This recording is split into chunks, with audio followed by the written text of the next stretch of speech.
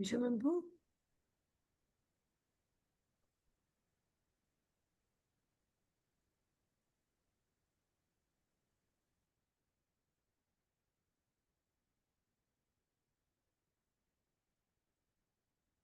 तिमिरान्धस्य ज्ञानाञ्जनशलाखया चक्षुरुन्मीलितं येन तस्मै श्रीगुरवे नमः। श्रीचैतन्यमनोभीष्टं स्थापितं येन भूतले स्वयं रूपकदा मह्यं ददाति स्वपदान्तिकं। वन्देऽहं श्रीगुरोः श्रीयुतपदकमलं श्रीगुरून् वैष्णवांश्च श्रीरूपं सा अग्रजातं सहगणरघुनाथान्वितं तां सजीवं साद्वैतं सावधूतं परिजनसहितं कृष्णचैतन्यदेवं श्रीराधाकृष्णपादान् सहगणललिता श्रीविशाखान्वितांश्च। नमः ॐ विष्णुपादाय कृष्णप्रेष्ठाय भूतले श्रीमते भक्तिवेदान्तस्वामिन्निति नामिने नमस्ते सारस्वते देवे गौरवाणी प्रचारिणे निर्विशेषशून्यवादी पाश्चात्यदेशतारिणे नमो महावदान्याय कृष्णप्रेमप्रदायते कृष्णाय कृष्णचैतन्यनाम्ने गौरत्विषे नमः। हे कृष्णकरुणासिन्धो दीनबन्धो जगत्पते गोपेश गोपिकान्त राधाकान्त नमोऽस्तुते। तप्तकाञ्चन गौराङ्गी राधे वृन्दावनेश्वरि वृषभानुसुते देवी प्रणमामि हरिप्रिये। वाञ्छाकल्पतरुभ्यश्च कृपासिन्धुभ्य एव च पतितानां पावनेभ्यो वैष्णवेभ्यो नमो नमः। जय श्री कृष्ण चैतन्य प्रभु नित्यानंद श्री अद्वैत गदाधर श्रीवासादि गौरभक्तवृंद। हरे कृष्णा कृष्ण कृष्णा हरे हरे, हरे राम राम राम हरे हरे। मूकं करोति वाचालं पंगुं लंघयते गिरिं यत्कृपातमहं वन्दे श्रीगुरुं दीनतारिणम्। Hare Krishna. I welcome again all the devotees for our Bhakti Vedanta, Bhakti Vaibhava discussions on Srimad Bhagavatam, Canto 3. Few days back when our Rukmini Vallabh Prabhu called me and told that he was looking for a teacher for this particular unit, I was hesitant because I've always held the devotees of Pune in high regard because they have such great practice and they have such great behavior, very ideal for all. So though I take the service of teaching more for myself, but I have never dared to speak amidst Pune devotees. So, but he insisted, I took it that, okay,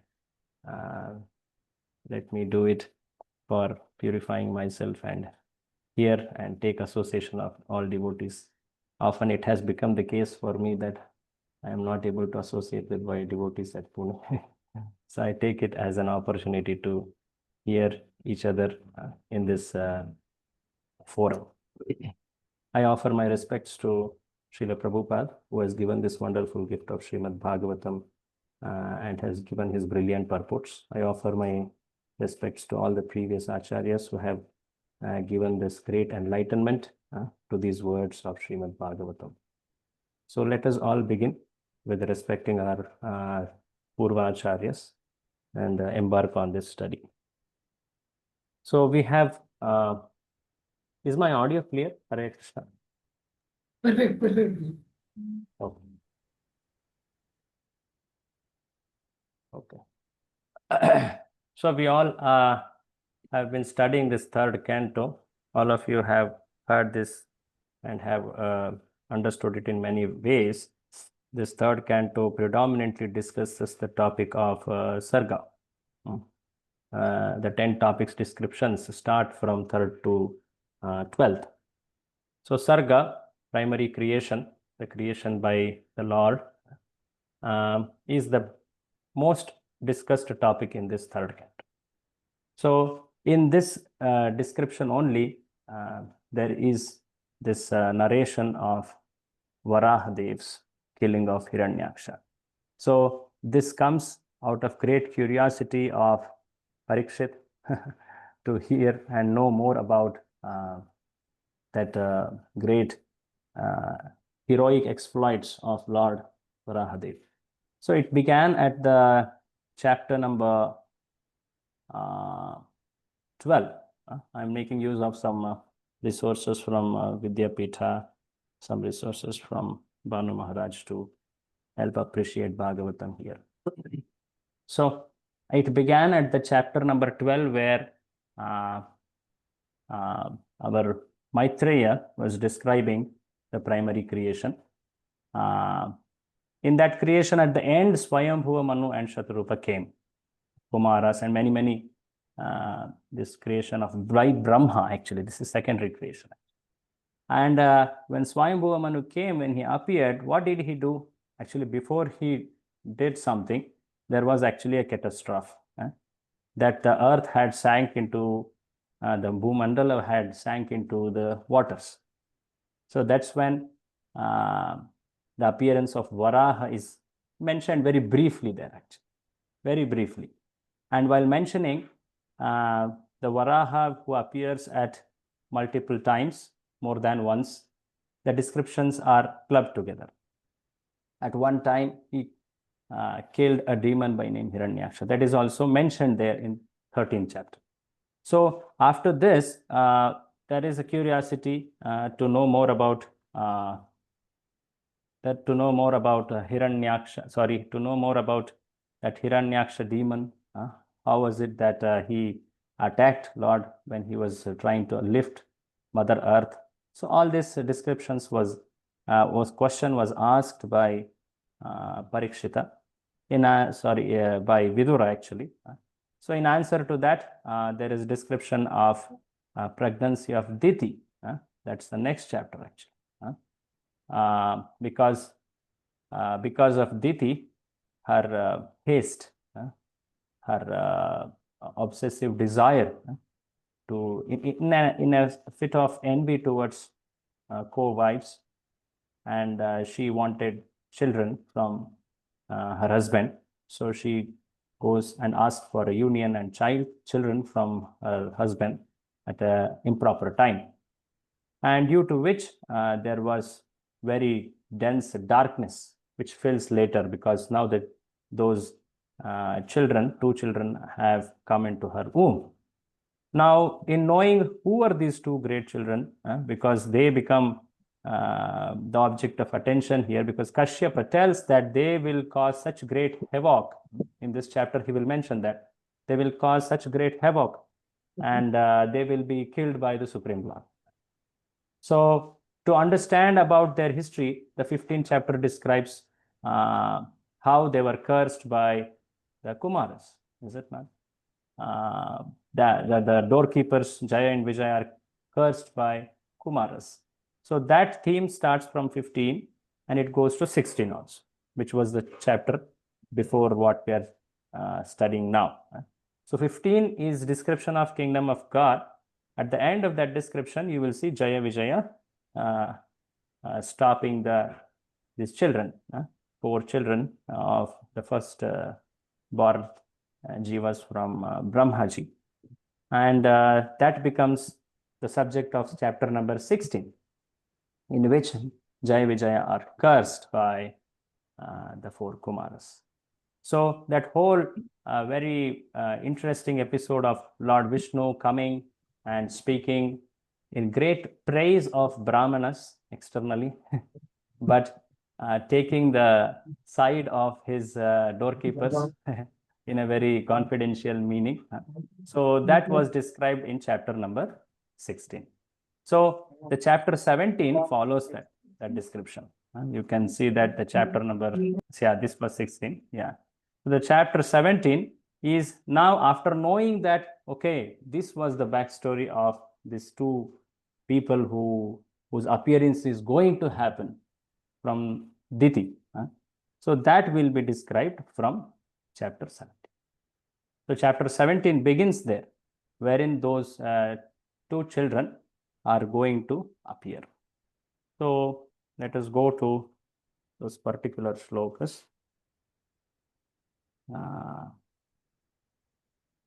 So please have your this thing open.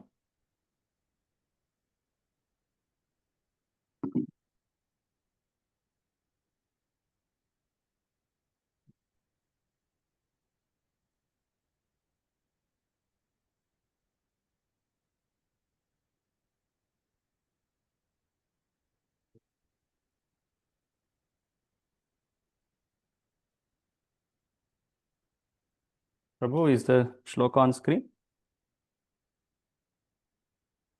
Okay. Yes, Prabhu. Yes. So what we will do is, since there are many shlokas in these 2 days to cover, today and Wednesday, I will be reciting the shloka, and I request one devotee to volunteer to read at least 10 shlokas, translation and highlighted points of purport wherever it's necessary. Okay, so let us go in that mode.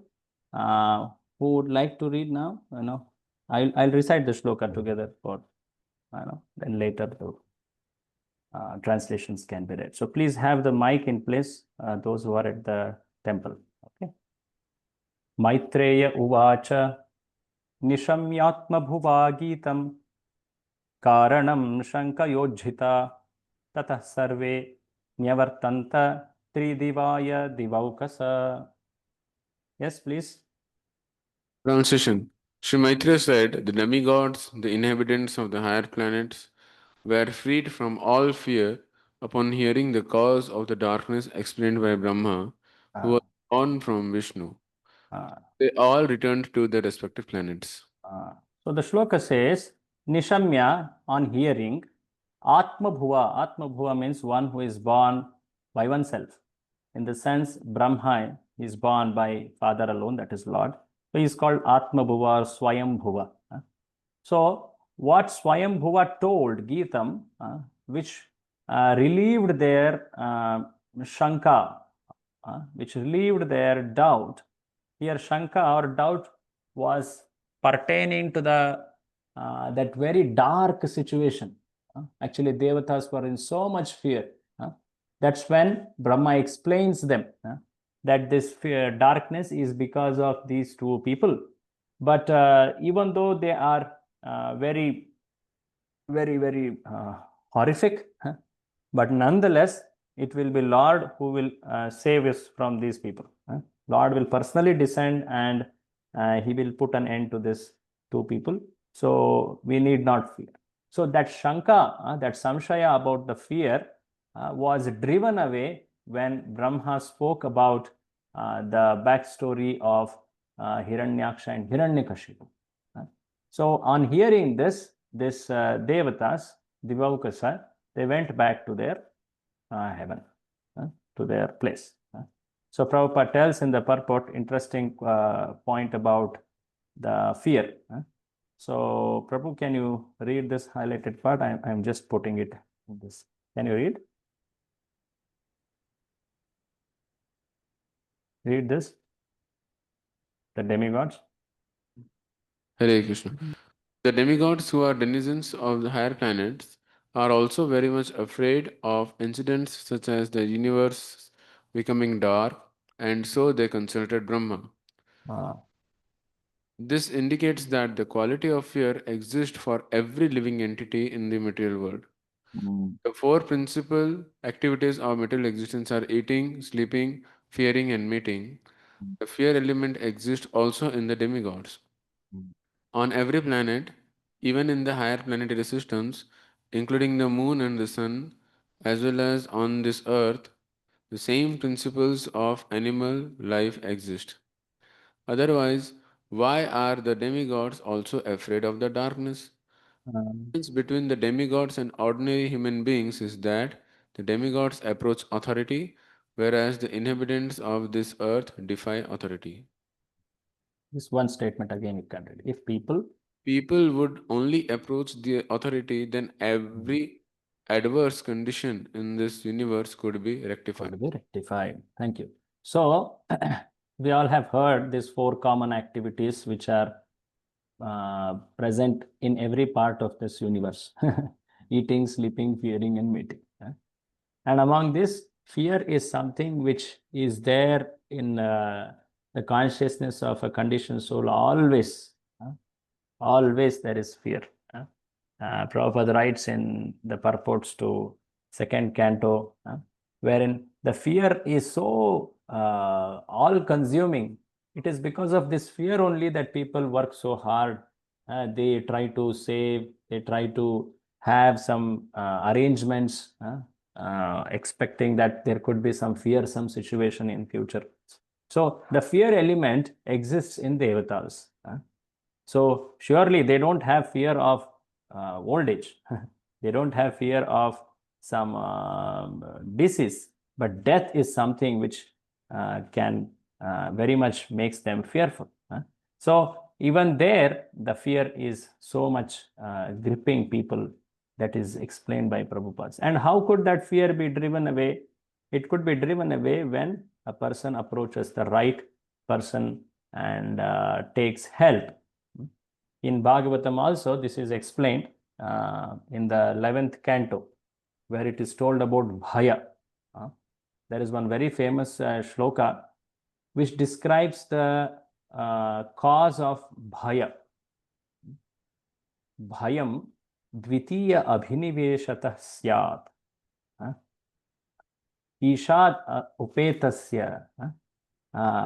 So the shloka says the bhaya, the fear causes, arises in a person because he has the conception of duality. Dvitiya abhinivesha. And why that dvitiya abhinivesha has happened? Because of ishad apetas. Because he has become vimukha. He has become pratikul, unfavorable. He has become antagonistic to Isha, the Supreme Lord. And in that shloka, very interesting, maybe let's put that shloka. It's a very important shloka to Bhayam. Prabhupada quotes it often, many times. Yeah. If you see, this shloka tells, yeah, Ishad apetasya viparmeyo asmritihi. So, because one has become unfavorable or inimical towards Isha, due to which he develops a false identity, viparyaha, opposite identity. And he forgets his real identity, asmritihi. And that's when he falls into mayaya. He falls into illusion, which is Lord's energy. So, therefore, the solution is important. Very interesting part why we are talking it here is the solution to fear is told as Buddha, one intelligent person who wants to get a solution for this fear. He should do bhaktya ekaya isham. He should do focused or ekaya, kevala to Isha. And it's very clearly mentioned, he should take shelter of Guru. He should take shelter of Guru to the extent that he considers that Guru as his worshipable Deva. He is my soul. He is my super soul. That Guru is my most worshipable person. He is the worshipable person. And he is my super soul. So, to this extent, if one takes shelter of Guru, then one can be freed from Bhaya. So, you can see the translation. Prabhu, can you read this translation? It becomes clear. Fear. Fear arises when a living entity misidentifies himself as the material body because of absorption in the external illusory energy of the Lord. When the living entity thus turns away from the Supreme Lord, he also forgets his own constitutional position as a servant of the Lord. This bewildering, fearful condition is affected by the potency of for illusion called Maya. Therefore, an intelligent person should engage unflinchingly in the unalloyed devotional service of the Lord under the guidance of a bona fide spiritual master whom he should accept as his worshipable deity and his very life and soul. So one who accepts Guru, one who takes to the shelter of Guru in this manner, he can be relieved of the fear. So that's why Prabhupada pointed out in this shloka, if people would only approach the authority, then every adverse condition in this universe could be rectified. Here the adverse condition is of fear actually, that fear which is very, very powerful at this moment because of Hiranyakashipu's appearance and birth. Prabhupada also gives the example of Arjuna, whose problem of dilemma, indecision was solved because he approached authority Krishna. So Prabhupada says at the end, we may be disturbed by some material condition, but if we approach the authority who can actually explain the matter, then our problem is. So fortunate is one who has such an authority. Fortunate is one who can go and take shelter of such an authority, such a devotee, basically a guru, and follow him. That will be considered a very, very fortunate situation. Yesterday was Srila Prabhupada's appearance day. And very interestingly, the name of Prabhupada's full is Abhaya Charana Bhakti Vedanta Swami. Very interesting. So he can grant fearlessness because he is in that firm devotion to Lord Krishna. Okay, let us go ahead. Ditistu bhartrur adeshat apatya parishankini purne varshashate sadhvi putrau prasushuve yamau. Translation? The virtuous lady Diti had been very apprehensive of trouble to the gods from the children in her womb. Her husband predicted the same. She brought forth twin sons after a full 100 years of pregnancy. Very interesting. Huh? So, it's mentioned here that Diti had fear. She was very apprehensive of trouble to the gods from her children. This was described in 14th chapter. In 14th chapter, Kashyapa, kind of angry mood, he curses Diti that your children will cause such an havoc. They will trouble the saintly people. They will trouble the Vedic civilization. Cows and many, they will cause such a havoc to society, and they will be killed by the Supreme Lord Vishnu, like that. So when she had heard it, that time she had developed fear. Oh, my children at any time, as soon as they appear, they will do this. So with that fear, she was holding them in her womb for long. How long? Varshashate Purne, till 100 years she was holding. She knew that any offense committed to Vaishnavas will be practically a cause for one's own destruction. So she was trying to hold or postpone that situation as far as possible. So in that sense, she had held them. And it's very clear, it was not that only one child, but there were two children in her womb, Yamau twins. So soon that will become more clear on how those children were, who was first, second, all that will come. Are we going at the right pace or slow? We have much to discuss. So is this okay? I think all of you are very well. Okay, okay. Utpata bahavastatra nipetur jayamanayo divi bhuvi antarikshe cha lokasyoru bhayavaha. Yes, Prabhu, you only read. On the birth of the two demons, there were many natural disturbances, all very fearful and wonderful, in the heavenly planets, the earthly planets, and in between them.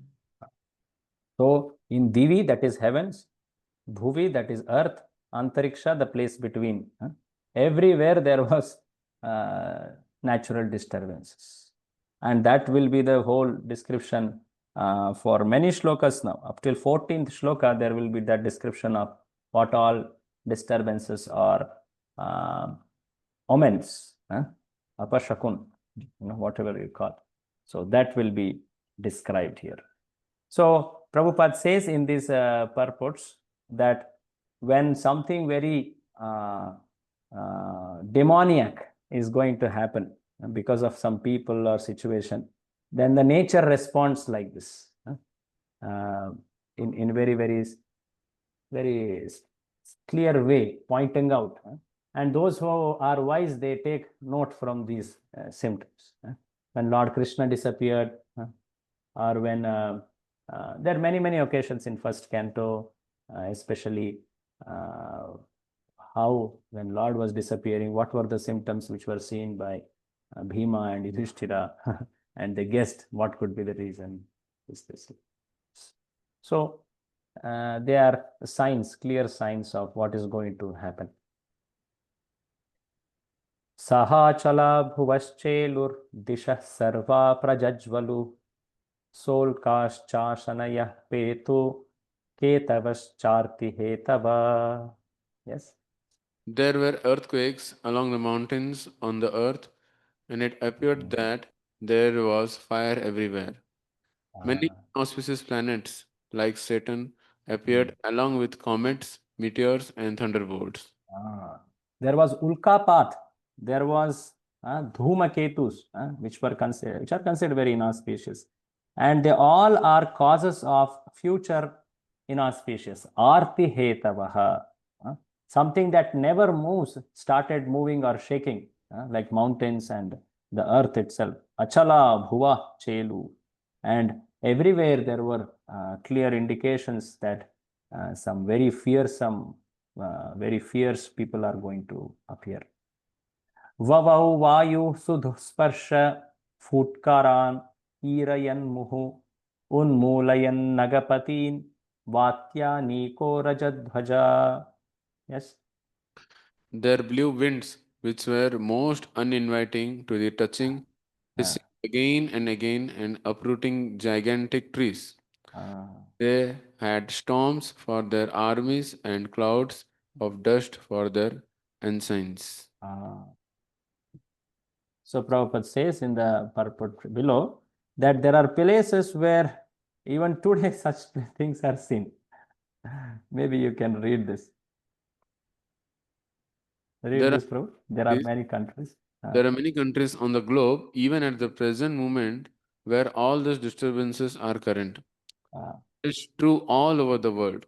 There is sufficient sunshine, and there are always clouds in the sky, snowfall, and severe cold. These assure that such places are inhabited by demoniac people who are accustomed to all kinds of forbidden, sinful activities. Not just during the time of rains, season of that rain. No. All through the year they are like this. Hardly sun appears, or it's always a dingy like that. We can recollect at this moment Prabhupada told, how do you find London? Prabhupada told London is hell because there was no sun there actually. Where there is no sun, it is a sign of demonic activity. So there are only sinful people here. So Prabhupada told London is hell. So in one interview, that's of course, he told that because now Krishna consciousness movement is spreading, there is some hope for these places. Yeah. Now another devotee can take turn to read translations. Uddhasattadidambhoda ghataya nashta bhagane vyomni pravishtatamasa nasma vyadrishyate padam. Yes. The luminaries in the heavens were screened by masses of clouds, in which lightning sometimes flashed as though laughing. Darkness reigned everywhere and nothing could be seen. Wow. A very cruel laugh, lightning laugh. So darkness reigned everywhere. Now the water bodies. Chukrosha vimana vardhir udurmi shubhitodara sodapanascha saritash chukshubhu shushkapankaja. The ocean with its high waves wailed aloud as if stricken with sorrow, and there was a commotion among the creatures inhabiting the ocean. The rivers and lakes were also agitated, and lotuses withered. Yeah. So the waves looked like very sign of some intense sorrow. Someone is crying, wailing out. Lotuses are also withered. Now here in the sky, what else is happening? Eclipses are being seen. Muhu paridhayo bhuvan sarahvo shashi suryayo nirghata ratha nirhrada vivarebhyah prajagnire. Misty halos appeared around the sun and the moon during solar and lunar eclipses again and again. Claps of thunder was heard even without clouds. And sounds like those of a rattling chariot emerged from the mountain caves. Okay. So Rahu, Sa Rahu Shashi Suryayo. You can see this. That means basically there's eclipses were seen that time. Antargrameshu mukhato vamanthyo vahnimuldbanam shrigalolukatankaarai pranedur ashivam shiva. So there are some inauspicious animals making sounds. Yes. In the interior of the villages, sea jackals yelled portentously, vomiting strong fire from their mouths, and jackals and owls also joined them with their cries. Cries. Some very interesting wailing of all these animals will be told. Dogs, jackals, asses, all that is coming. Sangeetavad rodanavat unmaya shirodharam Vyamunchan vividha pacho grama simhas tatastata. Edging their necks, dogs cried here and there, now in the manner of singing and now of wailing. Actually, I remember one incident in my own life. Early in the morning when I was getting ready for morning prayer. This was during my very early days. Some dogs were wailing very, very piteously. And after some time, I saw some lady started beating the neighbor, beating the chest and crying. Later, I realized some death had happened. So these animals can sense that inauspicious events, death or some very gruesome attack on someone. So the dog is also sensing. Now the asses, donkeys. Kharascha karkashaikshatta khurair ghanto dharatalam kharkhara rabhasamatta paryadhavan varuthasha. Oh, Vidura, the asses ran hither and thither in herds, striking with their hard hoofs and wildly braying. So all asses were little happy, So Prabhupada writes, their so-called jollity is actually understood to be a bad sign for human society. Sometimes in shops you can see they put a photo of two asses for some profits. These are all some interesting things people do. So here dog was wailing. Now here donkeys are running here and there. Now here birds. Gavotrasan asrigdohas. Rudanto rasabhatrasta nidat udapatan khaga ghosheranye chapashava shakran mutram akurvata. Frightened by the braying of the asses, birds flew shrieking from their nests, while cattle in the cowsheds as well as in the woods passed dung and urine.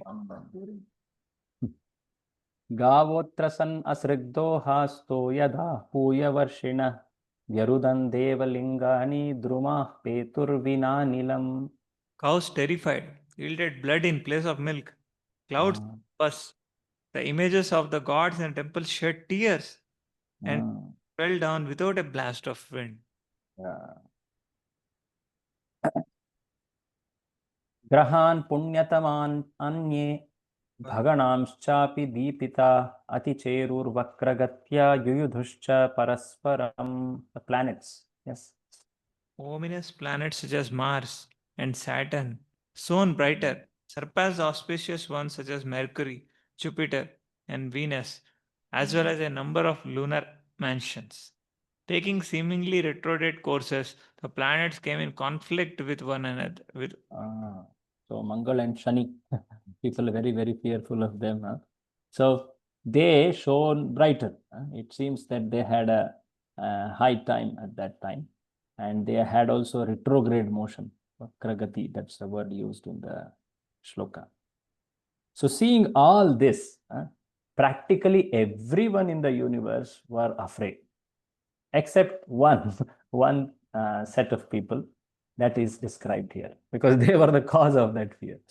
Drishtvanyaamscha mahotpatan atat tattvavidah praja brahmaputran hrite dhita menire vishwasamflavam. Marking Yes. many other omens of evil times, the four sage sons of Brahma were aware of the fall of Jaya and Vijaya, and of birth as Diti's son, but seized with fear. They did not know the secrets of these portents, and thought that the dissolution of the universe was at hand. So, except these four Kumaras, everyone was practically afraid. They were seized with the fear. The whole universe had this kind of omens, which made everyone fearful. So, Prabhupada in the purport says that because of the birth of two great demons, there were so many natural disturbances. So, whenever there are disturbances on earth, that should be understood as some demonic people have been born, or demonic people population has increased. So at the present day, these are always visible. You can see every day, every alternate day, some flood, some earthquake, some landslide, or so many things are happening. Wars, and every day is such a sensitive day. Any time some great mishap or menace can happen. So Prabhupada talks also about the reason here of such demons appearing is the lady, the mother, the parents did not unite with the right conscience. So Prabhupada talks about Garbhadhana process, wherein parents come together with a clear intention, having good project. They come in their spiritual consciousness and praying to Lord. They seek a divine child in the womb. So Prabhupada says that should be the method in a civilized society. Otherwise, there will be such disturbance. In Bhagavad Gita, this is told by Krishna. When there is Varna Sankara, there is so much unrest in society. People will fight with each other. There are all types of dharmas, Kula Dharma, Jati Dharma, all community projects, all that will be thwarted.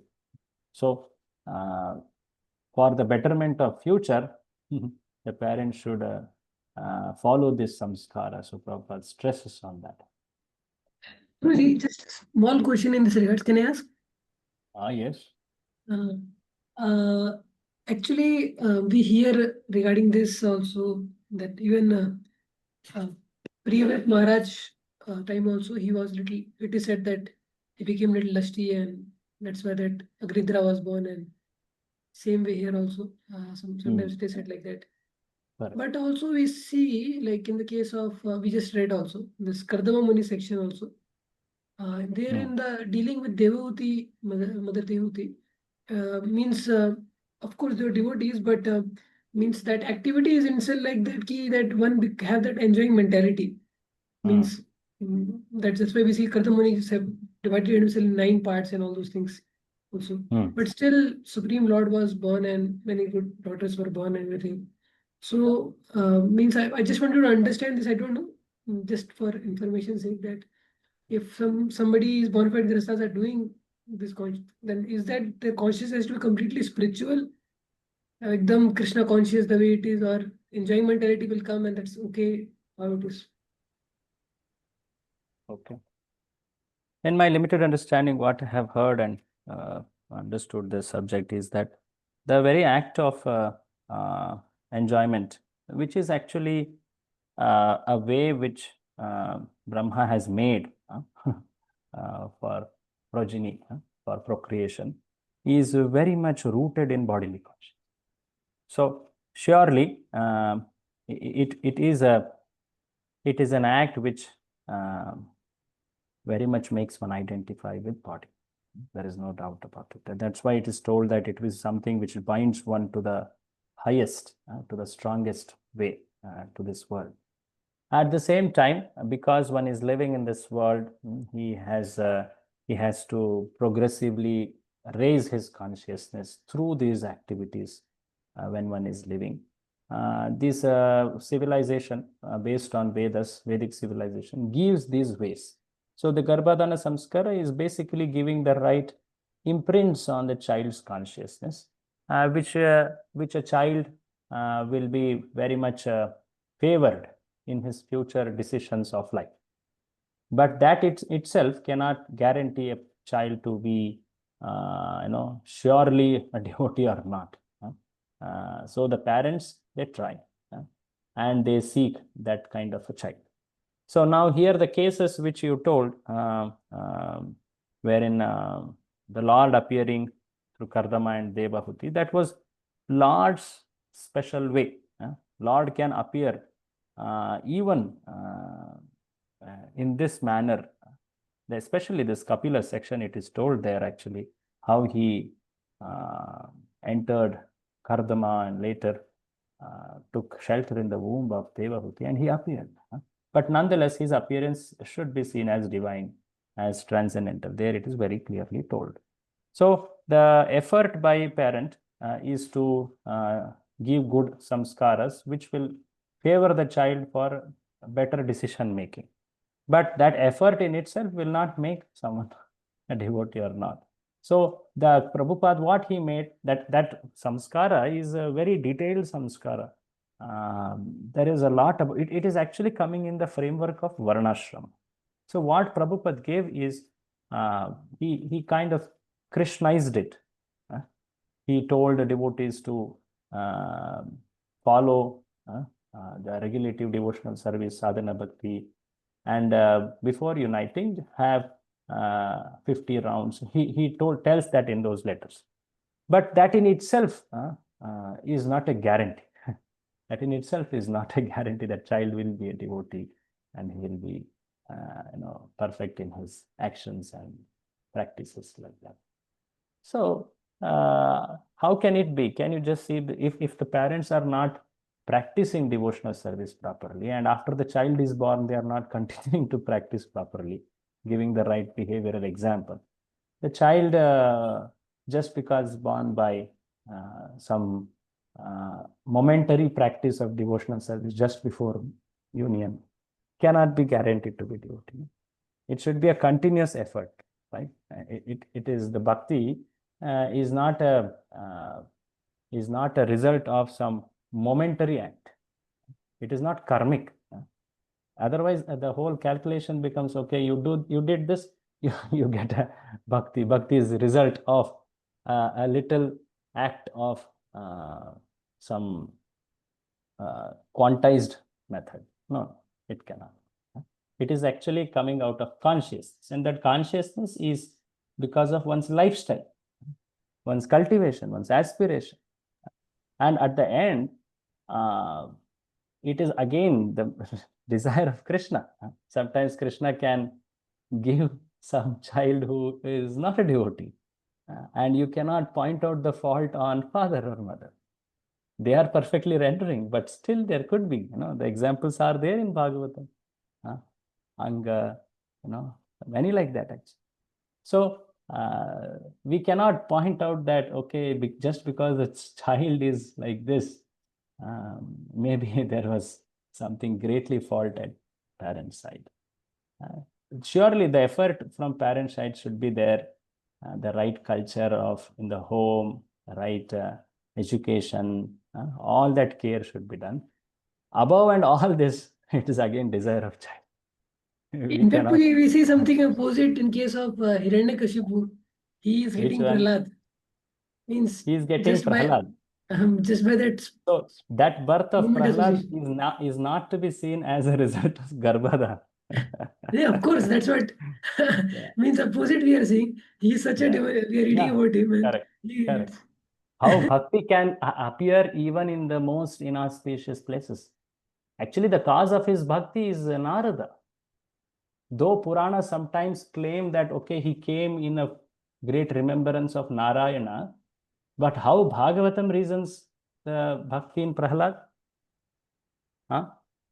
He heard Bhagavatam from Narada Muni. Narada Muni. See, that's a very clear indication. It's because of Narada's heart. The bhakti in his heart actually, that was impregnated into that child. So yes, you cannot, reason bhakti's cause of appearance to some actions alone. It is often by mercy of some intervention of a devotee, like that. Hope it helps. Hare Krishna. Yes, yes, Pradeep. Okay, let's proceed. So now these two children have have almost, they are about to appear now. Everyone practically is afraid. Now they are growing up. As they grow, some more powerful things are happening. How their features were is all described. Another devotee can take the turn in reading now from here. Tav adi daityau sahasa vyajyamanatma paurushau vavridhate shmasarena kayenadripati iva. Yes. Those two devotees who appeared in the ancient, These two demons. these two demons who appear in the ancient time, seen began to exhibit uncommon bodily features. They had still like friends, which began to grow just like two great mountains. So, very interesting how they started growing. It's told here, Kayen Adripati Iva. Actually, someone who does sinful activity is actually immediately reacted with some suffering. But these two people, as they're growing, they're committing many, many sins. You can see that. But nonetheless, they were very, very effulgent. The explanation is given that because these were not some common daityas, they had a history, they are actually great devotees. Because they have appeared in this form because of a very strange incident of a shapa, to please Lord, they are acting out like this. So their growth, their prosperity, their amazing strength is to be attributed because their history of devotion. Like that, Acharya Vishwanath Chakravarti Thakur explains that. So Prabhupada points out that they were to play the part of being always angry with the Supreme Personality of God. So they became so angry that they were not concerned, but simply with physical comforts and upliftment. Yeah. Divisprushau hema kirita kotibhir niruddhakashtau spuradangada bhujau gam kampayantau charanai pade pade katya sukanchyarkam atityastashtastu. Yeah. Their bodies became so tall that they seemed to kiss the sky with the crest of their gold crowns. They blocked the view of all directions, and while walking, shook the earth at every step.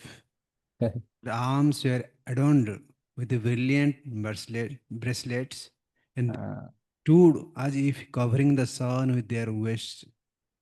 They were bound with excellent and beautiful girdles. So, how their features were, how Herculean they were in appearance, in actions, all that is being described. I think many devotees went to that movie. Yeah? Both these demons were described in that movie very well. Huh? I especially like that Varaha more, Varaha Devs and Hiranyaksha's episode. Very nicely shown there. So now the name is being given. Almost after 10 days, the father decides to give name. Prajapatir nama tayora karshit yah prag swadehad yamayo rajayata tam vai hiranya kashipum viduh praja yam tam hiranyaksham sagrata. Yes. Kashyapa, Prajapati, the creator of the all living entity, gave his twin son their names The one who was born first, his name is Hiranyaksha, and the one who was first conceived the Diti, his name Hiranyakashipu. Ah. I hope you do refer to Subodhini, right? I believe. Huh? Correct? Okay. Because it has many helpful depictions and illustrations. Okay. So, Kashyapa is naming his children. Prabhupada quotes from Vishwanath Chakravarti Thakur, who cites from some literature called Pinda Siddhi on how twins are born. When the virya from a man is impregnated into the womb of the lady, the two droplets of virya, that is the explanation is shown here, which lead to two embryos. The first drop which enters one child, first child. The second one is the second child. So from the perspective of the father, the first child, the first droplet of virya, so that becomes the second in birth. Prabhupada tells all this thing in the purport. The first, can you read this, Prabhu? Yeah. The first child conceived in the womb lies behind the second child. So when birth takes place, the second child appears first, and the first child appears second. In this case, it is understood that Hiranyaksha, the second child conceived, was delivered first, whereas Hiranyakashipu, the child who was behind him, child who behind him have been conceived first was born second. So from the perspective of father, the first child is like from here Kashyapa's side. The first child is Hiranyakashipu. The second child is Hiranyaksha. From the perspective of mother, because it becomes opposite the sequence. So Hiranyaksha is born first. Nonetheless, because the father's position is seen the stronger in the family, Hiranyakashipu is treated as the elder, because in the next sloka it will be shown, because he will be called as the eldest son or the elder brother, like that. So you can see that here.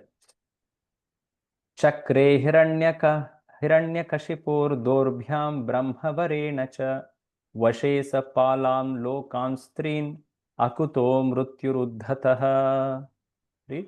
The elder child, Hiranyakashipu, was unaware of the death from anyone within the three worlds.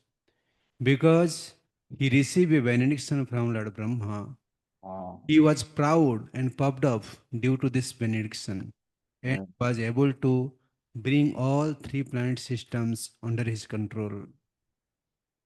So, Hiranyakashipu, that episode will be a subject in the later canto, 7th canto. So, Hiranyakashipu, he got the benediction from Brahma, and due to which he became so proud and puffed up. So, he embarks on to conquer the whole universe. So, Prabhupada tells that one may be, can you read from here? One may be very proud of his material advancements in knowledge, but he cannot be immune to the four principles of material existence, named birth, death, old age, and disease. It was the Lord's plan to teach people that even Hiranyakashipu, who was so powerful and strongly built, could not live more than his destiny duration of life. One may become as strong and puffed up as Hiranyakashipu and bring under his control all three worlds, but there is no possibility of continuing life eternally or keeping the conquered bushti forever. So many emperors have ascended to power and they are now lost in oblivion. That is the of the world. The history shows so many people, powerful people, came and tried to exert their supremacy, but time, the laws of nature, ultimately Supreme Lord is everyone is put aside, and only the Supreme Lord's laws and the powers, they reign. That's the history, actually. So Hiranyakashipu or Hiranyaksha, the one very clear lesson is that how everyone, his effort was to become immortal, right? To become the most worshipable, like that. But he was distressed by his very own son. How very shameful it might be that his very own son did not see him the way he wanted to be seen. So, in that sense, he was very, very distressed. Though he had gained control over everyone in the universe, but his own son, he could not control. He could not force him to worship him. That clearly shows how the jivas are controlled. They can never be the supreme controller. That's only one, the supreme Lord. Now, Hiranyaksha, what did he do? That's clearly explained. Hiranyaksho nujastasya priya pritikridanbaham gada panirdivam yato yuyutsur mragayan ranam. Yes, Prabhu. His younger brother Hiranyaksha was always ready to satisfy his elder brothers. By his Hiranyaksha took a club on his shoulder and traveled all over the universe with a fighting spirit just to satisfy Hiranyakashipu. So he was so much in the fighting spirit. He was looking for some opponent. He wanted to vent out his anger or his arrogance. He wanted to prove. He was so arrogant about his power.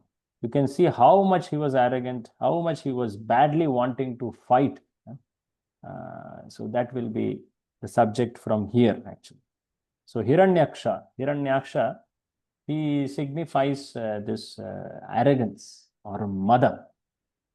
I don't know the source, but I've heard it from devotees. Anyone who knows can help me on this. The six births of these, the six but nine, three births of these Jaya Vijaya, they also signify six anarthas. You remember this? Ravana is attributed to lust. Shishupala to Dvesha, Matsarya. In that sequence, Hiranyaksha is attributed to mother. Very, very arrogant. You can see that in the forthcoming shlokas, how much he was arrogant. Durmadaha, Mahamana, considering himself great. That's the sign of mother. And he cannot tolerate others' powers or excellence. That's also Matsarya or mother. Arrogance. No, not Matsarya, mother, basically mother. So now he is going out, traversing everywhere, looking for an opponent in fight. Tam vikshya dussaha javam ranat kanchana nupuram Vaijayantya sraja jushtam amsanyasta mahagadam. Yes, Prabhu? Hiranyakashipu's temper was difficult to control. He had anklet of gold tinkling about his feet. He was adorned with a gigantic garlands. He rested his huge mace on one of his shoulders. Mahagadam amsanyasta. So he is now out searching where all he goes and how everyone looking at him, they are running away. Mano viryavarot siktam asranyam akuto bhayam bhita nililayer devas tarkshatrasta ivahaya. Read. His mental and bodily strength, as well as the boon conferrer upon him, had made him proud. He feared death at the hands of no one, and there was no checking him. The gods, therefore, were seized with fears at his very sight.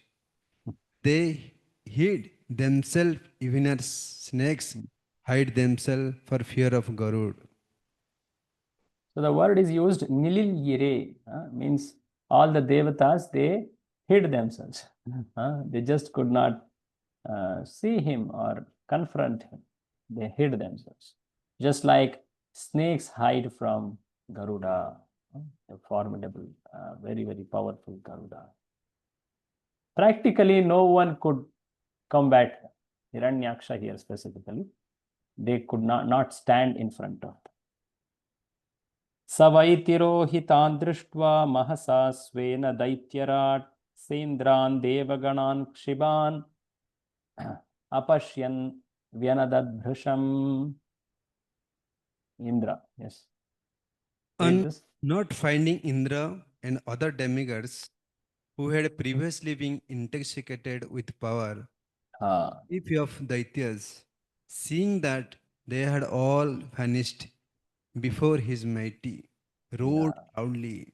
loudly. So he goes to heavens. He doesn't get the devas there, Indra and other devatas. So he's roaring. Of course, that is a clear sign of victory, but he's still not satisfied. His urge of fighting is not met with some opponents properly, like that. Another devotee can take reading from here. ततो निवृत्तः क्रीडिष्यन् गम्भीरं भीमनिस्वनं विजगाहे महासत्त्वो वार्धिं मत्त इव द्विपः. Yes.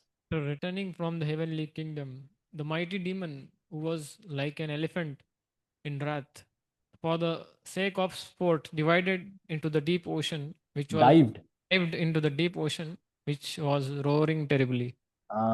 So he could not find some good fight or opponent. Now he goes into waters, tries to find someone there. तस्मिन् प्रविष्टे वरुणस्य सैनिका यादो गणः सन्नधियः ससाध्वसा अहन्यमाना अपि तस्य वर्चसा प्रदर्शिता दूरतरं प्रदुद्रुवु. So there he is met by Varuna's Sainikas. Varuna is one of the very great, he is considered a very important person in the whole clan of Devatas. He can attack and bind anyone. They say Varuna Pasha also. Varuna is very, very fierce warrior. Now he tries to search him and ask him for fight. That's the description coming. Read, Prabhu. On his entering the ocean, the aquatic animals who formed the host of Varuna were stricken with fear and ran far away. Thus Hiranyaksha showed his splendor without dealing a blow. No. Okay. So he's searching. Sometimes it took so long for him. It took many, many years. He's searching. That is explained in the next sloka. Savarsha Pugan Udadhau Mahabalash Sharan Mahormin Shwasan Niritan Muhu Maurvya Bhichagne Gadaya Vibhavarim Ase Divam Statapurim Prachetasa. So after traveling so far, he comes to this place called Vibhavari. Vibhavari is the place of residence of Varuna. So practically many varshas he has traveled. Sa varsha pugan udadau. And while going, he is showing his power across the Urmis. Urmi. See what word meaning? Urmi. What's the given? Mahormi. Waves. Maha Urmi, the great waves. He's practically hitting them and is trying to show his anger there. With his gada, he is hitting them. And he reaches this place called Vibhav. Read, Prabhu. Yeah. Moving about in the ocean for many years, the mighty Hiranyaksha smote the gigantic wind-tossed waves again and again with his iron mace and reached Bhavari, the capital of Varuna. So the word is told for Vidura. What word is used?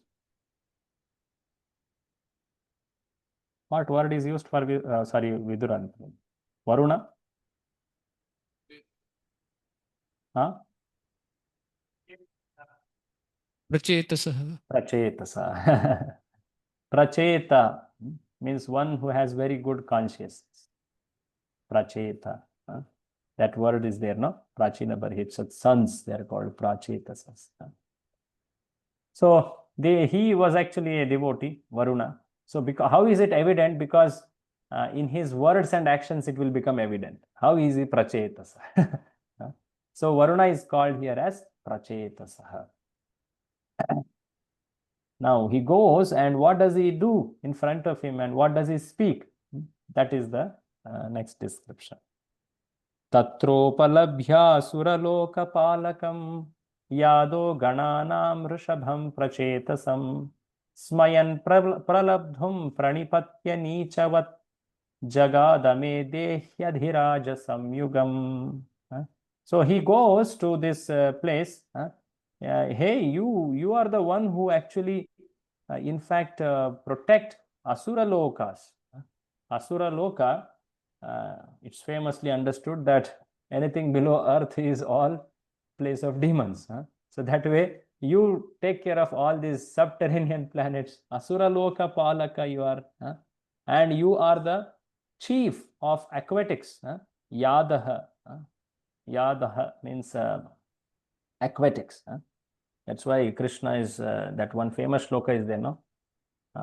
Kunti also says, you take birth among fishes, among the animals. There he uses Yadhasu, that word comes. So Yado means aquatics. Yado gananam rishabham. Prachetasam, oh Varuna, you are the chief of all the aquatics. And there he is bending down. At the same time, he is showing some symptom of humility, bending down, pranipatya, and he is smiling, very, very cynical. It seems like he is making fun, pralabdham. And he appears to be very nicha, means that's the way a disciple approaches a guru. Nichavat. Dasavan Nichaha Gurau Sudruda Sahruda Nicha. So he is approaching in a very, very ideal mood, as if a disciple approaches a guru, or some bhakta approaches Lord Bhagavan. And there he asks what? That's interesting. Jagadame dehi. Give me a fight. Give me yourself. Hey Adhiraja. Give me yourself. He's telling like that. Read, Prabhu. Vaibhavari. Vaibhavari is the home of Varuna, lord of the aquatic creatures and guardian of the lower regions of the universe.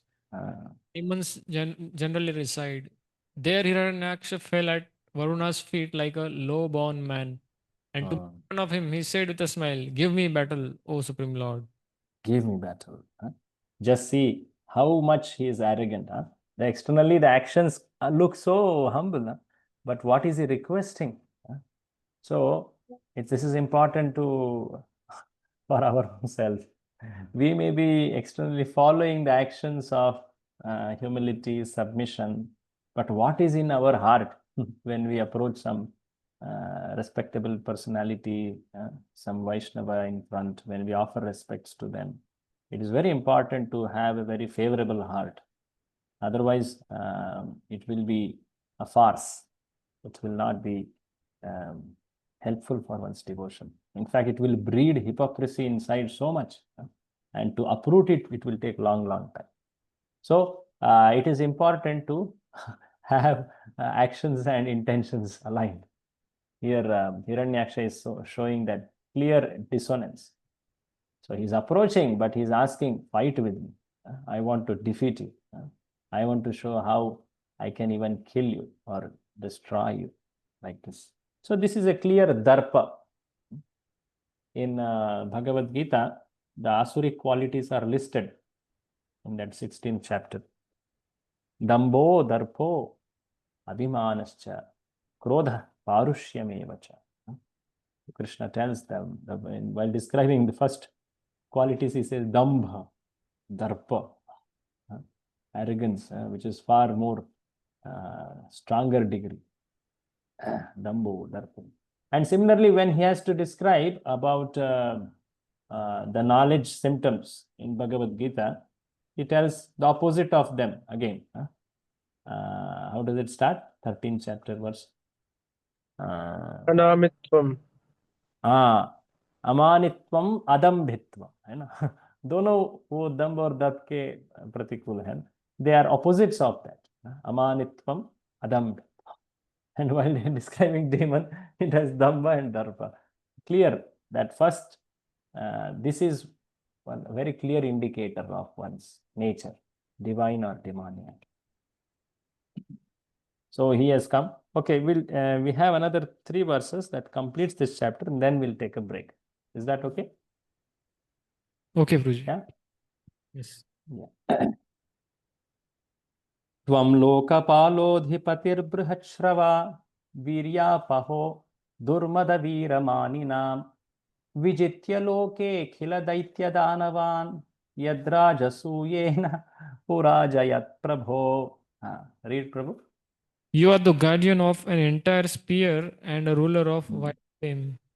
Having crushed the might of arrogant and conceited warriors, and having conquered all the Daityas and Danavas in the world, you once performed a Rajasuya sacrifice to the Lord. So it's very famous fame to Varuna that he did Rajasuya. Actually, when description of Rajasuya of Yudhishthira is coming, there it's told, in past Varuna has done this. It's so greatly rare to find someone who has done Rajasuya.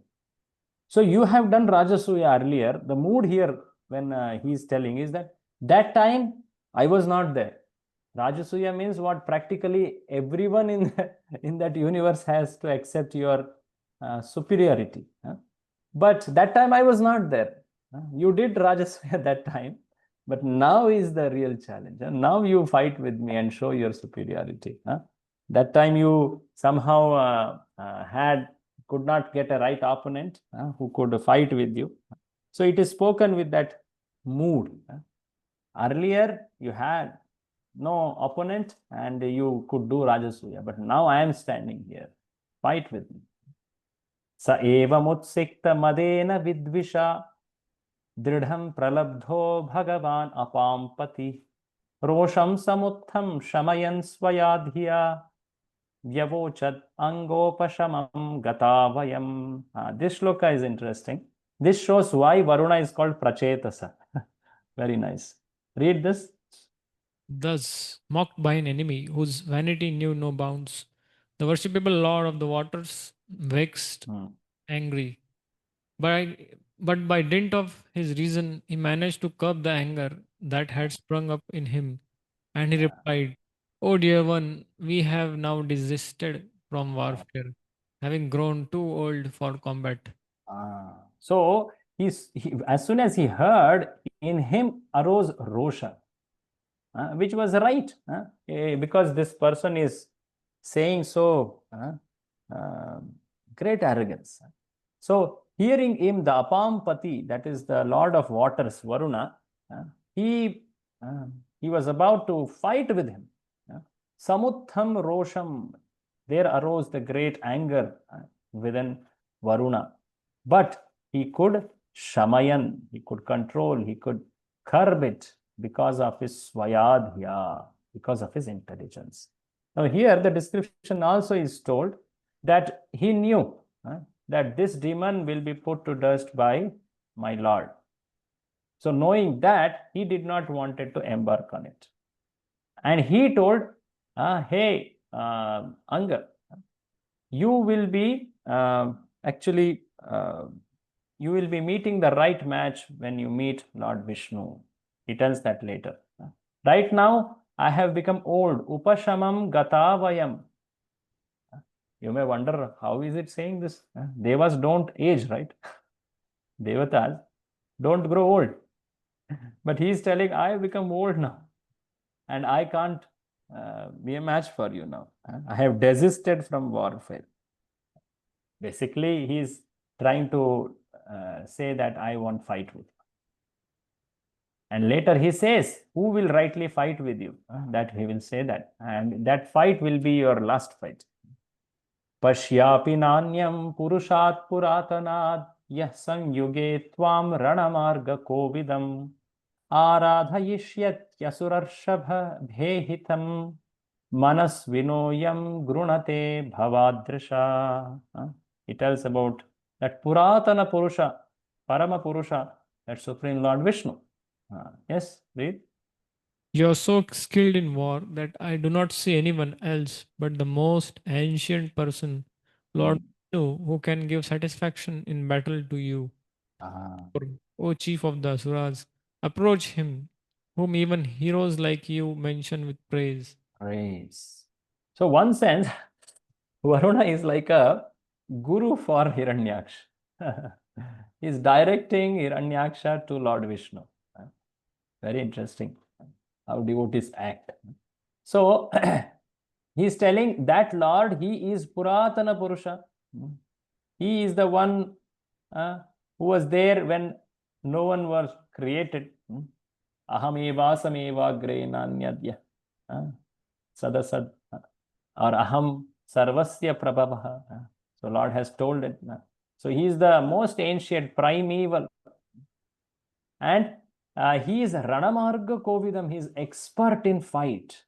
And when you meet him, you will be satisfied. In fact, you will praise him. Aradhayishyati. Even the great demons, when they meet Lord in fight, they praise, wow, such a great chivalrous person. So those who are manasvinas, those who are truly great heroes, they glorify him. Whom? That Puratana Purusha, that person who is considered most primeval. It's Lord Vishnu. That's what is being told here. So Varuna continues in the last shloka here. Tam viram arad abhipadya vismaya shayishyase virashaye shvabhirvrita yastvad asatam prashantaye rupani dhatte sadanugrahechaya. So he's telling, hey, you consider yourself as hero, right? But you see this, when you meet this person, he will make you lie down. Shayishyase. Right now you are so disturbed. Your heart is so much afflicted by this arrogance, due to which you are not sleeping, you are not peaceful, you are just wandering everywhere. For days and months and years you have been wandering. This anartha of arrogance has made you restless. But my Lord will put you to sleep. Shaishyase. Virashaye, you will attain Virashayana, Viramrutyu you will attain. And guess who will be around you? There will be dogs around you. Means what? You will fall dead. It will not be a sleep with in which you will wake up again next day. It will be a sleep of death.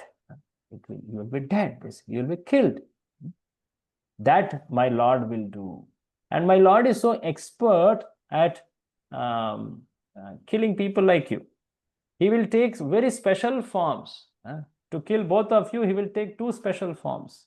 One of Varaha, another of Simha. Rupani dhatte sadanugrahechaya. Showing mercy on the whole world, actually. He takes varieties of forms. These eternal forms. They are not some temporary forms. They are eternal forms. Read, Prabhu. Varuna continued. Varuna continued, on reaching him, you will be rid of your pride at once and will lie down on the field of battle, surrounded by dogs, for eternal sleep.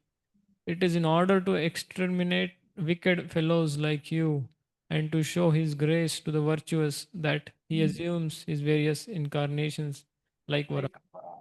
Can read the purport.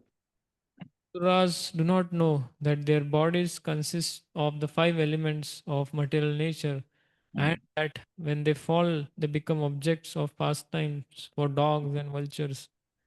I advised Hiranyaksh to meet Vishnu in his boar incarnation so that his hankering for aggressive war would be satisfied and his powerful body would be vanquished. So thus ends the purport, Srila Prabhupada's purport to this chapter, victory of Hiranyaksha over all directions. So Hiranyaksha has become victorious, but the next chapter says the battle. And Hiranyaksha will be killed in the chapter number 19. So the battle is in 18, the killing happens in 19. So we'll see that when we again gather. We'll have a break now. Okay. Prabhu, when we should gather again? Should After 10 minutes. 15 minutes. It's 3:26. Is it 3:40 we can start? Okay, 3:40, please gather. We will go till 5. Huh? It will be little delay for brunch, but Prasad. We'll end at 5 sharp. Thank Okay. you, Hare Krishna. Huh? We'll meet again at 3:40.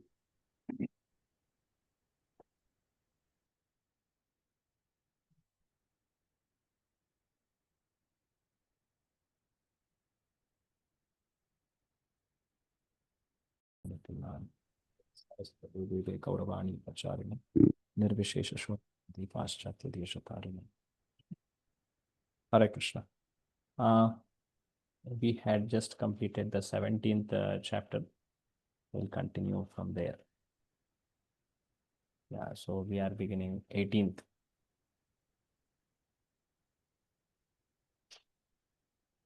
So what happened in 17th chapter is that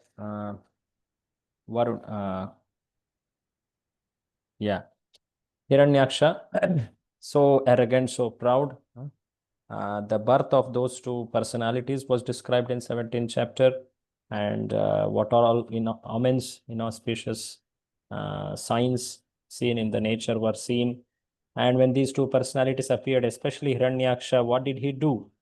Searching for a right opponent for fight, what all he did. And at the end, he came and met Varuna at Vibhavari, who told that you should go and fight with Vishnu, because a fight with him is auspicious for yours. You will be relieved of this arrogance and you will lay in peace. You will be killed and you will be delivered by the Lord. Like that, he says, in great love for Lord, he desists from fighting, though he had a rosha because of the impertinent words of this demon. So now Maitreya continues. After hearing that Lord Vishnu is the person whom I should fight with, now this demon is trying to search him, and he happens to meet Narada, who tells you should go to Garbhodaka ocean. There you will meet Lord Vishnu. Maitreya uvacha tadevamakkarnya jalesha bhashitam mahamanastad viganaya durmada harer viditva gatimanganaраdat prasatalam nirvibhishetvaranvita. Yes, Prabhu? Online. Maitreya continued, the proud and falsely glorious Daitya paid little heed to the words of Varuna. O dear Vidura, he learned from Narad the whereabouts of the Supreme Personality of Godhead and he took himself to the depths of the ocean. So two words very clearly are told here about this person Hiranyaksha. Mahamana, Durmada. Mahamana means one who considers himself very, very great. Mahamana, as himself as great. Durmada means basically arrogant or vainglorious, it's told here. Basically, they mean the same. Nonetheless, there is a very fine difference. Darpa is very rightly told for this personality. He's so boastful, so boastful. You will see the words he speaks to Lord Vishnu in the coming shlokas. So this boasting of one's ability is considered like a vomit. It is so bad that it shows that that person has disease inside. When he's boasting, he is vomiting. Actually, no one gets attracted to someone who boasts or someone who vomits. Actually, truly speaking, only Lord can speak the glories which are his true glory, which are factual actually. There is nothing boastful when Lord speaks about his wonderful qualities or nature. He is so shy to speak, in fact. He speaks what actually is necessary for that situation and for that person. But conditioned souls like us, we can fall prey to this quality of boasting. And we become unattractive in front of everyone. Anyone understands when someone starts boasting, anyone will sense that, oh, this person is faking, he doesn't deserve respect like that. So a disciple should especially be very, very vigilant about these kind of anarthas. He should try to always be in check. That's why one of the qualities he should observe in a guru is how the guru is so humble. He respects everyone. In that famous bhajan, Gurudev, Kripa Bindu Diya, Koro Yei Dase, Trinapekha Atihin. In that bhajan, it is told that how Guru, he is the one who embodies this humility in devotion to Lord. And from you, I beg this humility. I beg the right way to respect people. I beg how I should submit in front of you and in front of Supreme Lord. So this quality of humility is actually truly seen in the Supreme Lord and his devotees, actually, like Srila Prabhupada. So such kind of arrogance, which is exhibited here by Hiranyaksha, is a sign of ignorance. A disciple or a devotee can have pride, can have that great feeling of belonging to a sampradaya, a shelter of Sadguru, especially in the pride of one's acharyas, one's gurujanas. A disciple actually, he grows in bhakti. That's a very rightful pride, actually. And that pride protects that devotee from all wrong behaviors. It is in fact necessary that I belong to this line of great pure souls. I somehow got this fortune, and now I am representing that lineage, especially being brahmacharis. It's a very great responsibility on all of us. People see us as representatives of the movement, actually.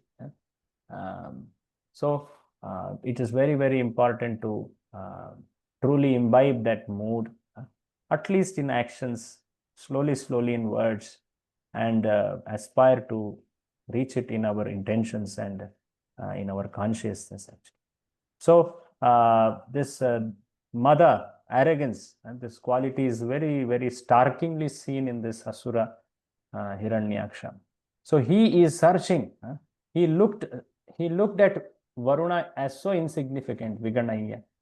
And now he is searching, where is that Hari? Where is that Hari? And by the grace of another great devotee, Narada, now he goes to find him. Now Narada here is like a Pata Pradarshaka. There, Varuna also, he also is like a guru. Narada is also like a guru for him.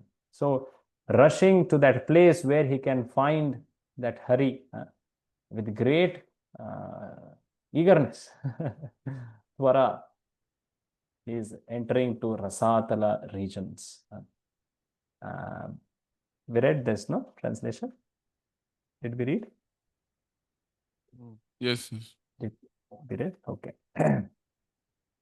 Okay, so let's go to the next verse.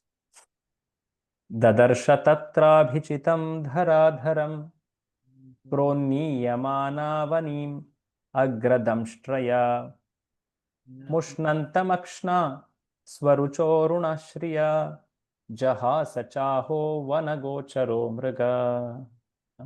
So here some interesting qualities of Lord is told. Actually, the time when Hiranyaksha comes to see Lord, that time is very interesting. That time Lord is actually lifting Mother Earth from the deep regions of Garbhodaka, and he's trying to place her. At that moment, Hiranyaksha is entering. Dadarsha. So read the translation, Prabhu. He saw there the all powerful personality of Godhead in his board incarnation, bearing the earth upward on the ends of his tusk and robbing him of his splendor with his reddish eyes. The demon laughed. Oh, an amphibious beast. So the words describing that Lord is told, he is Dhara Dharam. He is holding the Dhara, Bhudevi, Dhara Dharam. And then it's told he is Abhijitam. What's the meaning of Abhijitam? Abhijitam. Abhijit, victorious. Victorious. Jita, or the Jaya is Hanuman. It's also described that he is the Adhipati of this nakshatra Abhijit. When that nakshatra is there, then, or that muhurta is there, then surely victory is there. It's considered the very important or very special nakshatra, the wife of moon, Abhijit. So that time, what was Lord doing? Agradamstraya proniyamana avani. Avani means earth. So he is on his edge of his damstra, his teeth. Proniyamana, he has raised it. And on the edge or on the tip, there is avani. Avani means earth. That time he is keeping her, and his teja is so bright. Mushnantamakshna. It's stealing everyone else's effulgence. So especially when the demon comes to see, he feels defeated, but just by the very scene of Lord, effulgent Lord doing that. At that time, he shouts out. He is very, very, that shows the cynic or anger within him. Jahasa, with great laughter, he is shouting out loud, Hey Vanagochara, Hey Mriga. Vanagochara means one who is seen in Vana, one who becomes Gochara or visible in Vana. That means you are a forest animal. Vanajivi you are. Hey Mriga, you are like a Mriga, means basically uncivilized. You appear so dirty. You are like basically in the form of a pig, boar. Vanagocharaha, Mrigaha. So this word Vanagochara and Mriga are given different meanings. So as we have seen this type of conversations, this type of conversations comes in many places. When a demon starts speaking against the Lord, he starts apparently in literal meaning telling blasphemy of Lord.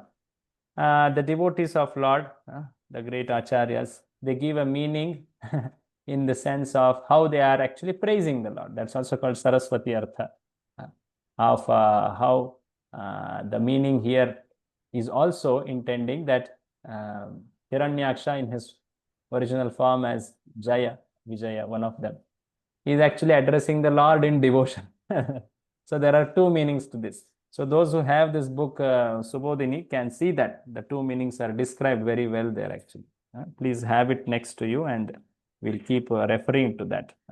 So here it's told Vanagochara, Mriga, you are dived into waters. You are like amphibious beast you are. So this Vanagochara Mriga is described later again. What actually it means is, in the meaning wherein a devotee praises Lord, the meaning which is favorable for devotion is that yes, you are Vanagochara. Vanagochara also means that you are seen in waters. You are that Lord Narayana who is seen in water. It also means that you are the one who is seen by those people who go and stay in forest and do deep meditation on you.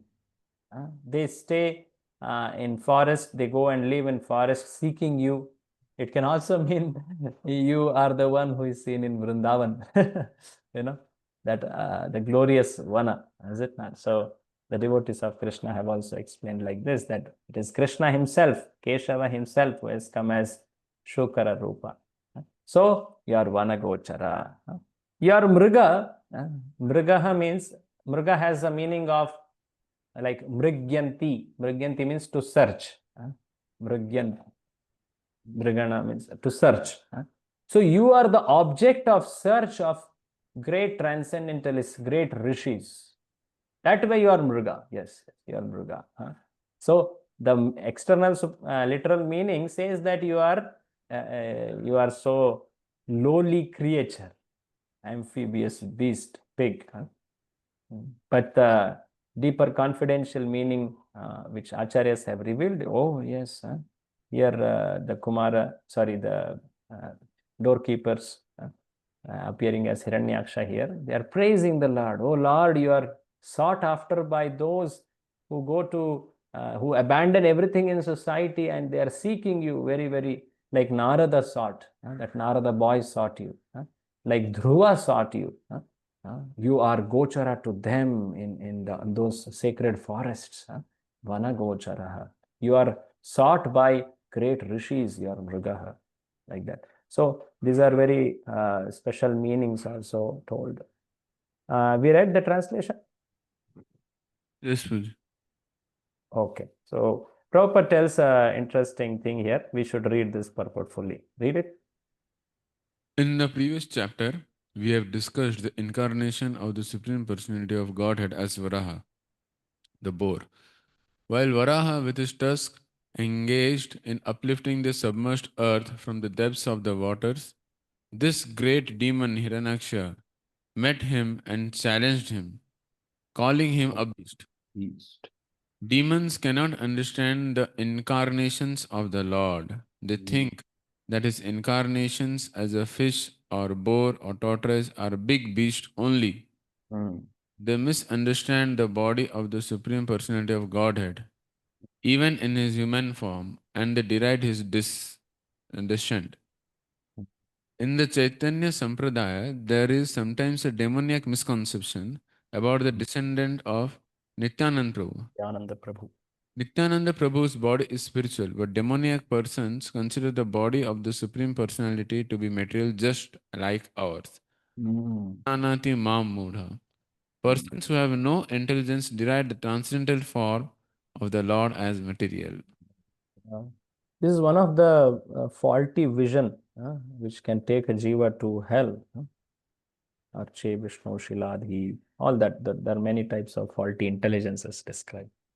So one should actually learn to see them spiritually, understand Shastras and serve the deities. Actually, by service, we can properly see. Seva unmukha spurati.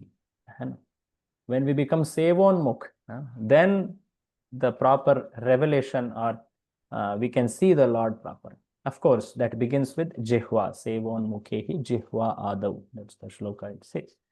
So then the Lord can be properly understood by us. Otherwise, we only see in this materialistic, faulty way.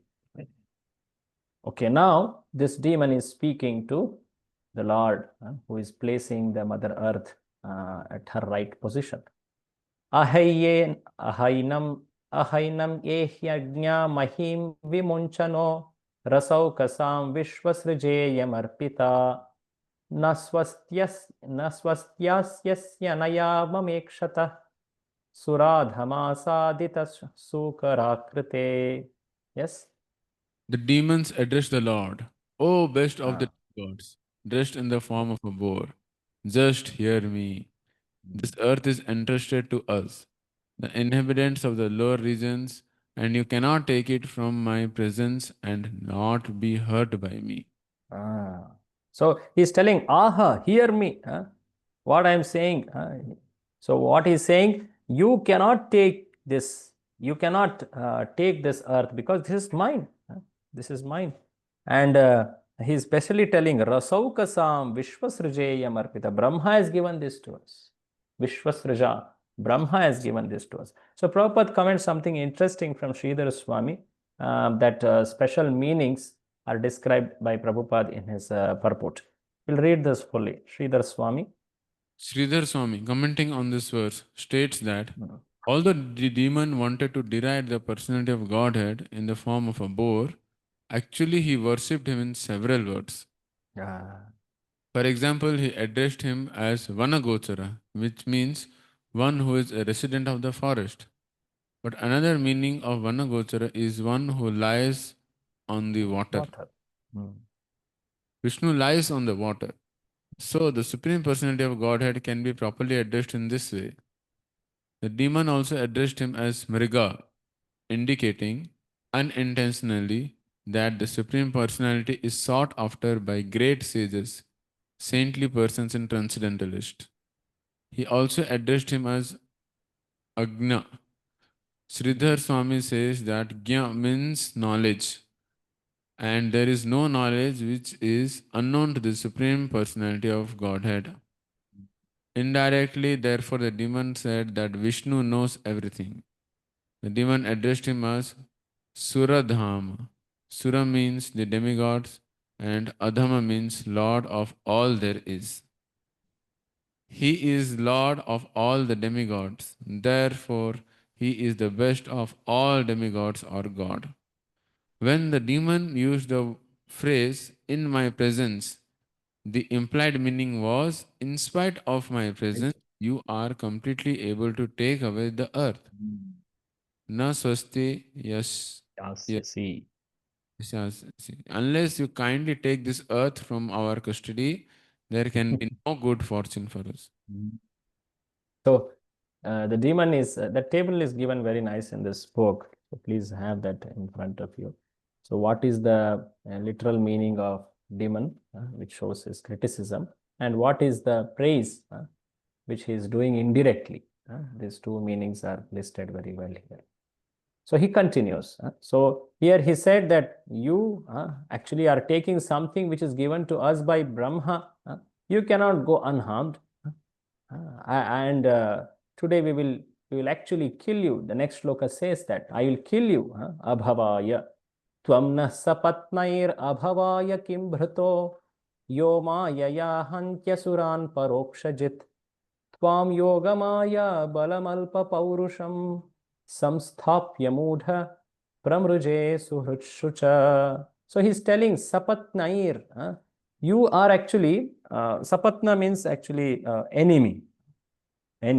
So you are the leader of our enemies. My enemies, that is Devas, they support you. If I kill you, then indirectly they are killed. So today I will kill you. Yo mayaya hanti, I will kill you. Earlier you came in various ways and you tried to kill us. Sometimes you were invisible, parokshajit. Being invisible, you killed us. You killed our people. But today I will kill you. In fact, all those whom you killed earlier, I will do tarpan for them. I will satisfy them. You are so puny in your paurusha, alpa paurusha, and you exhibit some mysticity, some siddhi or some magic, yoga maya balam. So yoga maya is given two meanings. It means that you killed in very special way to please your devotees. The literal meaning says you killed in great bewilderment, everyone. So like this, every word actually has two meanings. The literal meaning where demon is criticizing. The second meaning is wherein the demon in his original form as the devotee is praising the Lord actually. Someone else would like to take up, maybe some other devotees who are not present physically at temple can also read. Yes. Who would like to read? Yeah. Yes, please. Read the translation directly. Yes, yes. You rascal, that part. Yeah. You rascal, you have been nourished by our enemies to kill us, and you have killed some demons by remaining invisible. O fool, your power is only mystic. So today I shall enliven my kinsman by killing you. So actually, I had marked this purpose, the lines, but somehow it wiped off that all those annotations or markings went off. So that abhavaya, that word, abhavaya means killing. Abhavaya also means giving moksha.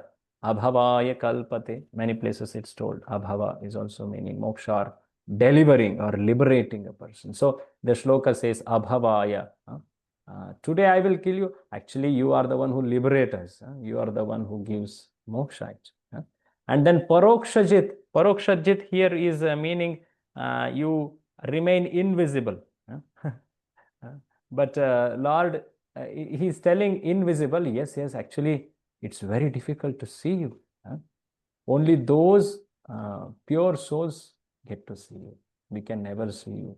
You remain invisible, and by your laws, by your kala, by the very nature of this world, you kill asuras. Yoga Maya Balam. Yes, you appear to please your devotees. Alpa Paurusham. This is interesting. In fact, your power is such that even that great Vishnus, who are called Purusha avatars, Purusha, that word leads to Paurusha. Even they are made Alpa because they are just an Amsha of you. And you appeared and you destroy our Shucha or our lamentation. So now I see you face to face. I will not let you. So there is this last nice word. This you can read. Yeah, this from here you can read, Prabhu. Please read. The Lord is invisible. Unmute yourself. The Lord is invisible to the eyes of the common man, but his energies act in various ways. When demons are in adversity, they think that God is hiding himself and is working by his mystic potency. They think that if they can find God, they can kill him just by seeing him. Hiranyaksha thought that way and challenged the Lord. You have done tremendous harm to our community, taking the part of the demigods, and you have killed our kingsman in so many ways, always keeping yourself hidden. Now I see you face to face, and I am not going to let you go. I shall kill you and save my kinsman from your mystic misdeeds. So Prabhupada says later that how even today the civilization which is leading to making this mass destruction weapons and trying to denounce God, saying that there is no God, there is no need for following him, all that, it is all following this people like Kansa, Ravana, Hiranyakashipu, like this. So one thing I just wanted to mention as a overarching theme in third canto. The third canto is talking about Sarga. So Sarga, what is Sarga? It is actually emphasizing that Lord is the original creator. Lord is the original creator. And not knowing this, people like Hiranyaksha were searching. A typical Sankhyavadi who searches for the cause of creation, he lands at max up till the 24 elements. And he concludes these are the cause of creation. So this Hiranyaksha, he's searching, no? He's searching for fight, for right opponent, for the origin like that. And at the end, because he's laden with an improper attitude, when he confronts also, he is not benefited in the sense that he doesn't worship the Lord. So the true understanding behind creation is given later by Kapila, who presents the Bhagavat Sankhya, an atheistic Sankhya wherein one doesn't appreciate the Lord as the original cause, is seen through this natures like this Hiranyaksha, who is searching for the cause, for the Lord. But the true Bhagavat Sankhya Kapila describes, which is actually Adhyatmika Yoga in his words, it's truly Bhakti Yoga in essence actually. So here Hiranyakashipu, he meets the Lord, but nonetheless he is not appreciating the position of the Lord as the true creator, controller, one who benedicts his devotee like that. So Hiranyaksha continues. Today I will use my weapon and I will separate your head from the body. Tvayi samstite gadaya shirna shirshyan shirshani asmad bhujachyutaya ye chatubhyam bhalim harantya rishayo ye cha deva swayam sarvena bhavishyantya. Yes, read Prabhu. The demon continued, when you fall dead with your skull smashed by the mace hurled by my arms, the demigods and sages who offer you oblations and sacrifice in devotion service will also automatically cease to exist, like trees without roots. So you can see this when Hiranyakashipu also speaks like this, that in that chapter where it's told Hiranyakashipu terrorizes. So in his speech to his demon followers, he says this: you kill these people; these are the ones who nourish Brahmanas. And, the Lord is the root. I will attack and kill him, but nonetheless you should destroy this civilization. So like that.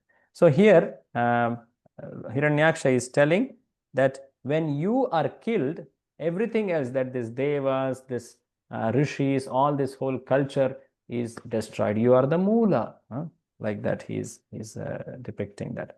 So Prabhupada says in the purport how demons are very much disturbed whenever they see worship of Lord happening.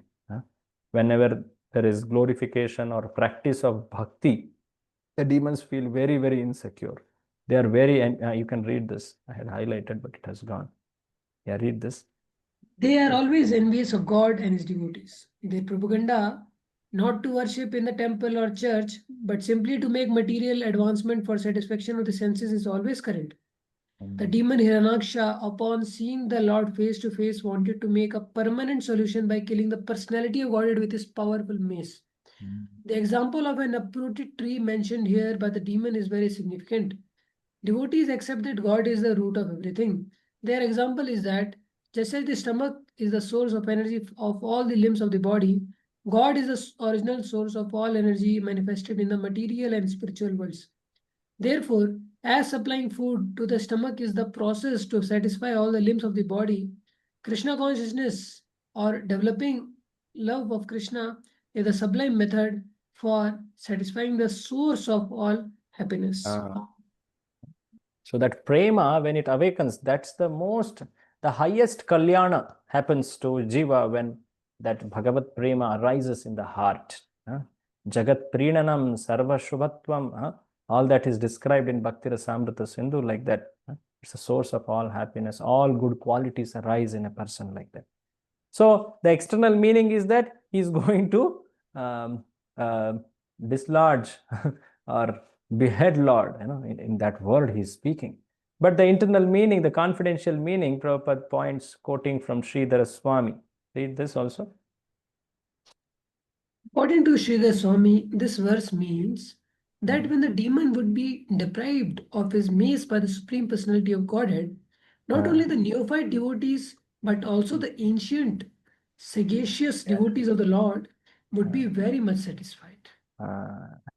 Basically, when he will lose his weapon, when he will be defeated in the battle, the devotees will be very happy. So that's the internal meaning. He's telling, you will fight with me, you will actually kill me, and that will please all devotees. So he's telling in such a affectionate way. So like this, he is speaking. These were his talks. Now, when Lord heard this talk, very interesting. What was the feeling in the Lord? And of course, Lord will speak after this shloka. Satudyamanori durukta tomarair damshtragragam gam upalakshya bhitam todam rishandiragad ambu madhyat graha hata sakkarenuryatebha. Someone else would like to read translation? Although the Lord was pained by the shaft-like abusive words of the demon, He bore the pain, but seeing that the earth on the ends of his tusk was frightened, he rose out of the water just as an elephant emerges with its female companion when assailed by an alligator. Alligator. So very interesting. The Lord was pained. So, okay, we'll read the purport and then we'll go to see some other comments. Prabhu, can you read this? The Mayavadi philosopher cannot understand that the Lord has feelings. The Lord is satisfied if someone offers him a nice prayer, and similarly, if someone desires his existence, decries his existence, or calls him by ill names, God is dissatisfied. The Supreme Personality of Godhead is decried by the Mayavadi philosophers, who are almost demons. They say that God has no head, no form, no existence, and no legs, hands, or other body limbs. In other words, they say that he is dead or lame. All these misconceptions of Supreme Lord are a source of dissatisfaction to him. He is never pleased with such atheistic descriptions. Read this one. The The conclusion. conclusion is that God is as sentient as we are. He is satisfied by our prayers and dissatisfied by our harsh words against him. In order to give protection to his devotee, he is always ready to tolerate insulting words from the atheist. Thank you. So, sentient, filled with sentiments. He is person. That's what it is pointing out. So, the Lord is a person. The Supreme is a person, the Supreme Person. That Srila Prabhupada's words is, absolute is sentient, thou has proved. So this is one great teaching in Vaishnava Sampradaya, in the personalistic paths, that God is a person, God is sentient. Now here, Lord is pained. The word says, Durukta Tomarair Tudyamanaha. And now, you have also heard this, that Lord is not, when someone praises him, or how do I say it? In 7th canto, 1st chapter, this comes, no? Lord is equal to all. Lord is impartial. So I am putting this in front of all of you. Please express your understandings. So Lord cannot be, he's equal to even demons. It's not that only devotees, he's partial to devotees or devas. Lord is equal to everyone. That's the conclusion of that chapter. Now, Prabhupada also says in those purports that when a devotee praises him, it is not that Lord is sold out to him in the sense that a materialistic person is, when someone offers praise and you, that person does all favors to you. No, it's not like that. Correct? So, and similarly, when demons say some wrong words to him, it's not that Lord's glory falls. It's not that there is an insecurity in Lord to prove it or something like that, right? But here at the same time, you are hearing Lord is pained by the words of this asura. So how do we reconcile? Can someone express what you understand? I hope I could put the question properly. I don't know. Is it clear? Hare Krishna.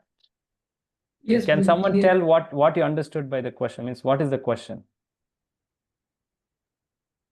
Lord is if Lord is not disturbed by the praise and the kind of scolding of anybody, then how here he's feeling hurt?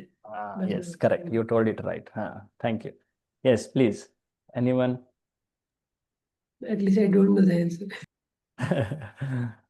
Anyone? Hare Krishna. Yes, yes. Yes, Prabhu. Actually, I think he is actually inciting the demon for a fighting. Like when there is a mood of fighting, then the expressions and emotions has to be expressed. Internally, Lord is not like in the case of fighting with Hiranyaksha, he is like agitating him so that. So he is exhibiting as a in a proper fight situation, like that you're telling? Yes, sir. Okay. Thank you, Prabhu. Thank you. Parjanya Priya Prabhu, yes. So it's a wild guess. So his wife is with him and he is insulting in front of his wife. Oh, okay. Okay. Bhudevi is there, huh? Like Yeah. that. Okay, nice. Thank you. Anyone else would like to try? Please feel free. Whatever you understand, you can share. There is nothing. I could not find an exact answer, but in my understanding, I'll put it in front again after this. Yes, please. Anyone would like to?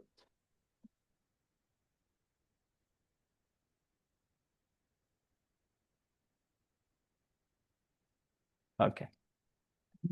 So what I understand from here is, when a person in this world is praised, he becomes so affected by the praise, and he becomes so blinded by the praise that he doesn't see the other things. In that sense, he becomes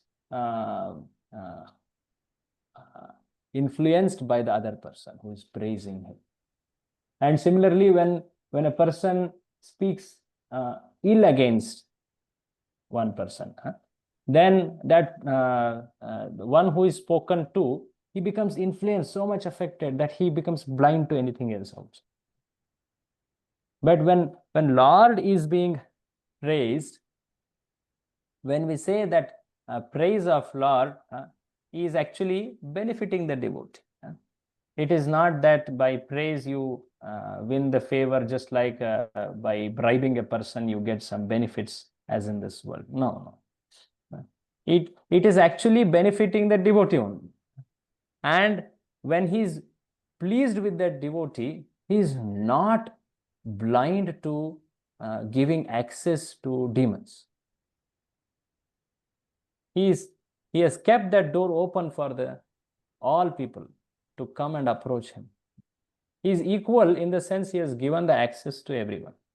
He is impartial in that sense. Even when he is happy with devotee, he has not, how do I say, he has not lost sight of those who are not his devotees. He is equally giving that opportunity of mercy to them. And here he is, that is the context in 7th canto. He is impartial. That the point is, Lord favored Indra. So many times he favored in 6th canto. And in 7th canto, this question comes in beginning. And to show that how he is impartial, the Prahlada's story starts. Now here, the context is, the Lord is engaged in a fight. Someone told that expression, that rasa of fight, is exhibiting this emotion. Yes. And this very specifically our acharyas have pointed out, just see, he is a person, he has this sentiment, he has this emotion. And that shows his personal nature. So this is especially highlighting the Siddhanta of he being a person. And there the Siddhanta is he being impartial. So the context will make it little more clearer. That's what I could very coarsely reconcile. I could not get a clear pointer in the Acharya's comments on this verse here. Maybe if I find, I'll express. Anyone else who have any, find some understandings on it, please share. Maybe today at the end or tomorrow, anytime. It's okay. Yeah, but like, I don't know, but Vishwanath Thakur is saying like something that he was pained because of the by the compassion. That's the second meaning he says. Means for that second wise meaning I was period. about to explain that part. Yeah. Okay. That was the second Right. meaning. Yes, Yeah. you can tell me. So in the first meaning itself. Yeah. Okay. So in the first meaning itself, if you see the literal meaning itself, if you try to reconcile there, that's what I was looking at. Yes, in the meaning of how a devotee is of how he is offering the praise as a devotee, this Hiranya. So there it's told, yes, you are pained. Nonetheless, pain is a feeling, no? That is there, no? So how do we understand that emotion of pain? That was the point we were trying to understand. So yes, in the meaning as a praise. You are pained by seeing how Brahma is affected, how Bhumi is affected. That pain you are feeling, O Lord. And that's why you are appearing and you are doing this activity like that. So he is expressing that. Okay. Yeah. So here one more example is coming here. An elephant with its female companion is assailed by an alligator. So the elephant is Lord Vishnu or here Varaha. Companion is Mother Earth. Alligator is Hiranyaksha.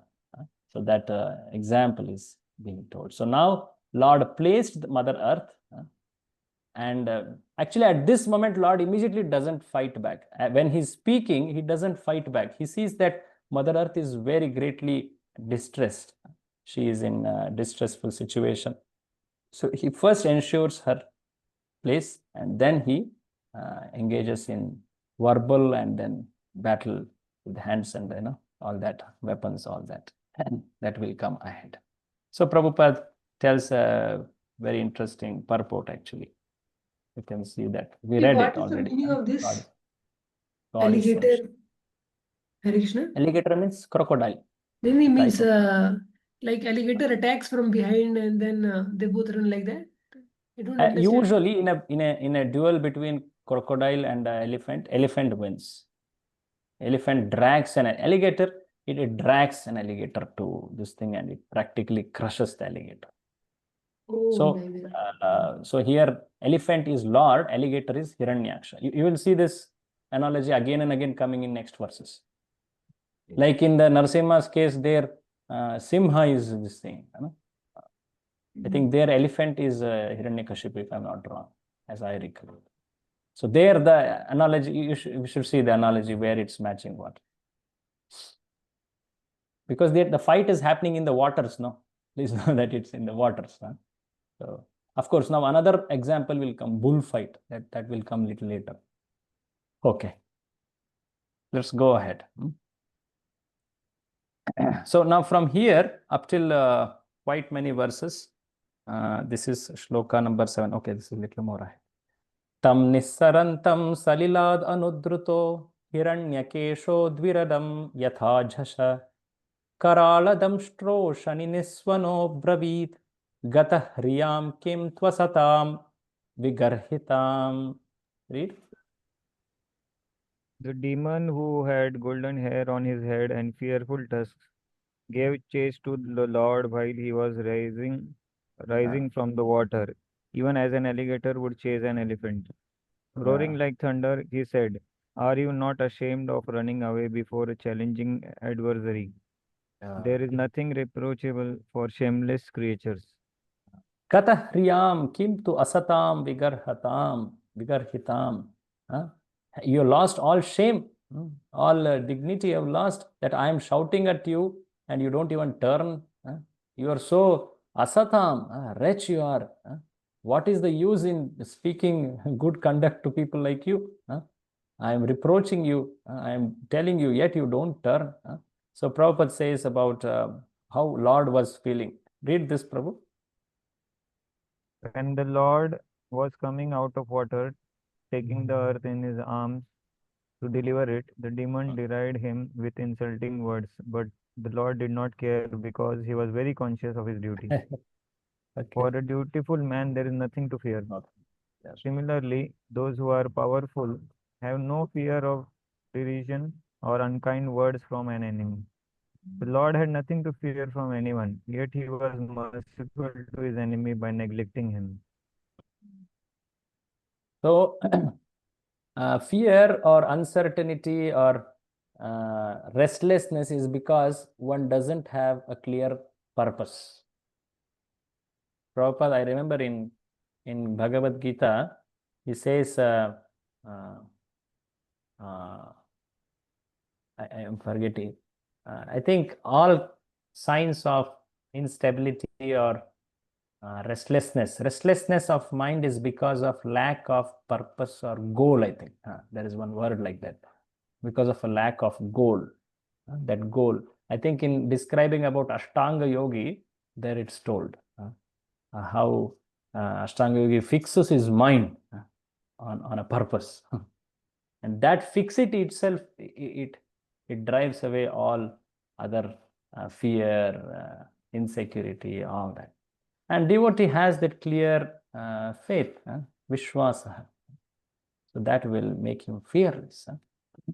Earlier we saw that the cause of fear and the solution for fear. So after this, now Lord places the earth at the right place, and now he turns to respond to this demon. Sagam udastat salilasya gochare vinyasya tasyam adadhat swasatvam abhishtuto vishvasruja prasunair apuryamano vibudhai pashyatore. So what he does, he places the earth. Vinyasya tasyam adadhat swasatvam. He impregnates her with his power by which she is floating on that waters, Bhumandala on that waters.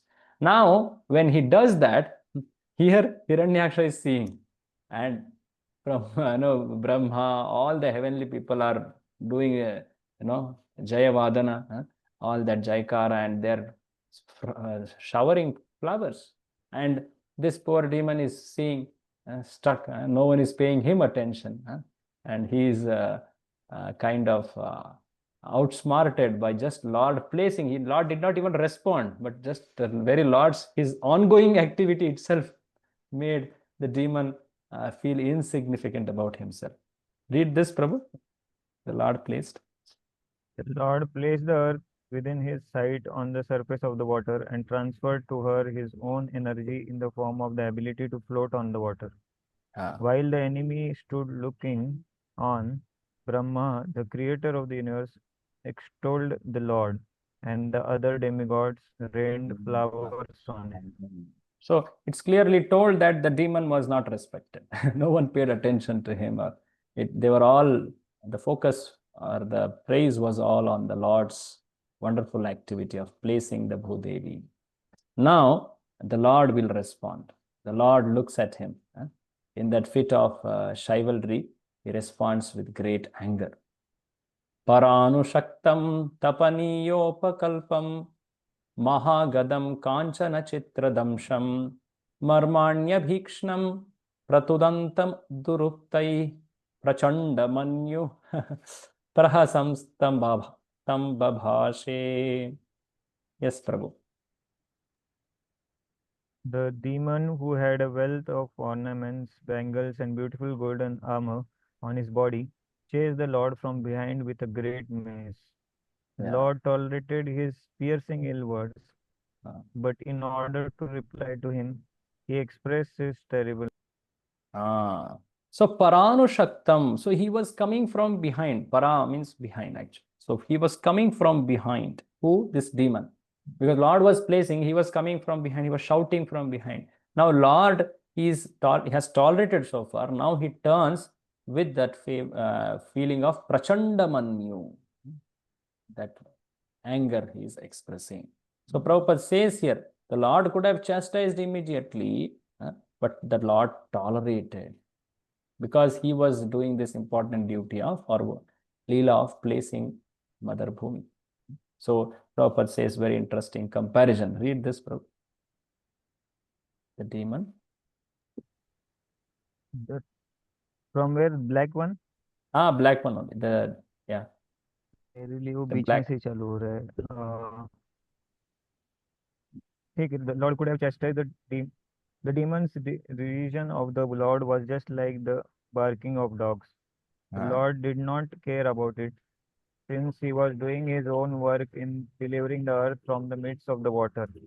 Materialistic demon always possesses large amounts of gold in various shapes, and they think that a large amount of gold, physical strength, and popularity can save them from the wrath of the Supreme Personality of Godhead.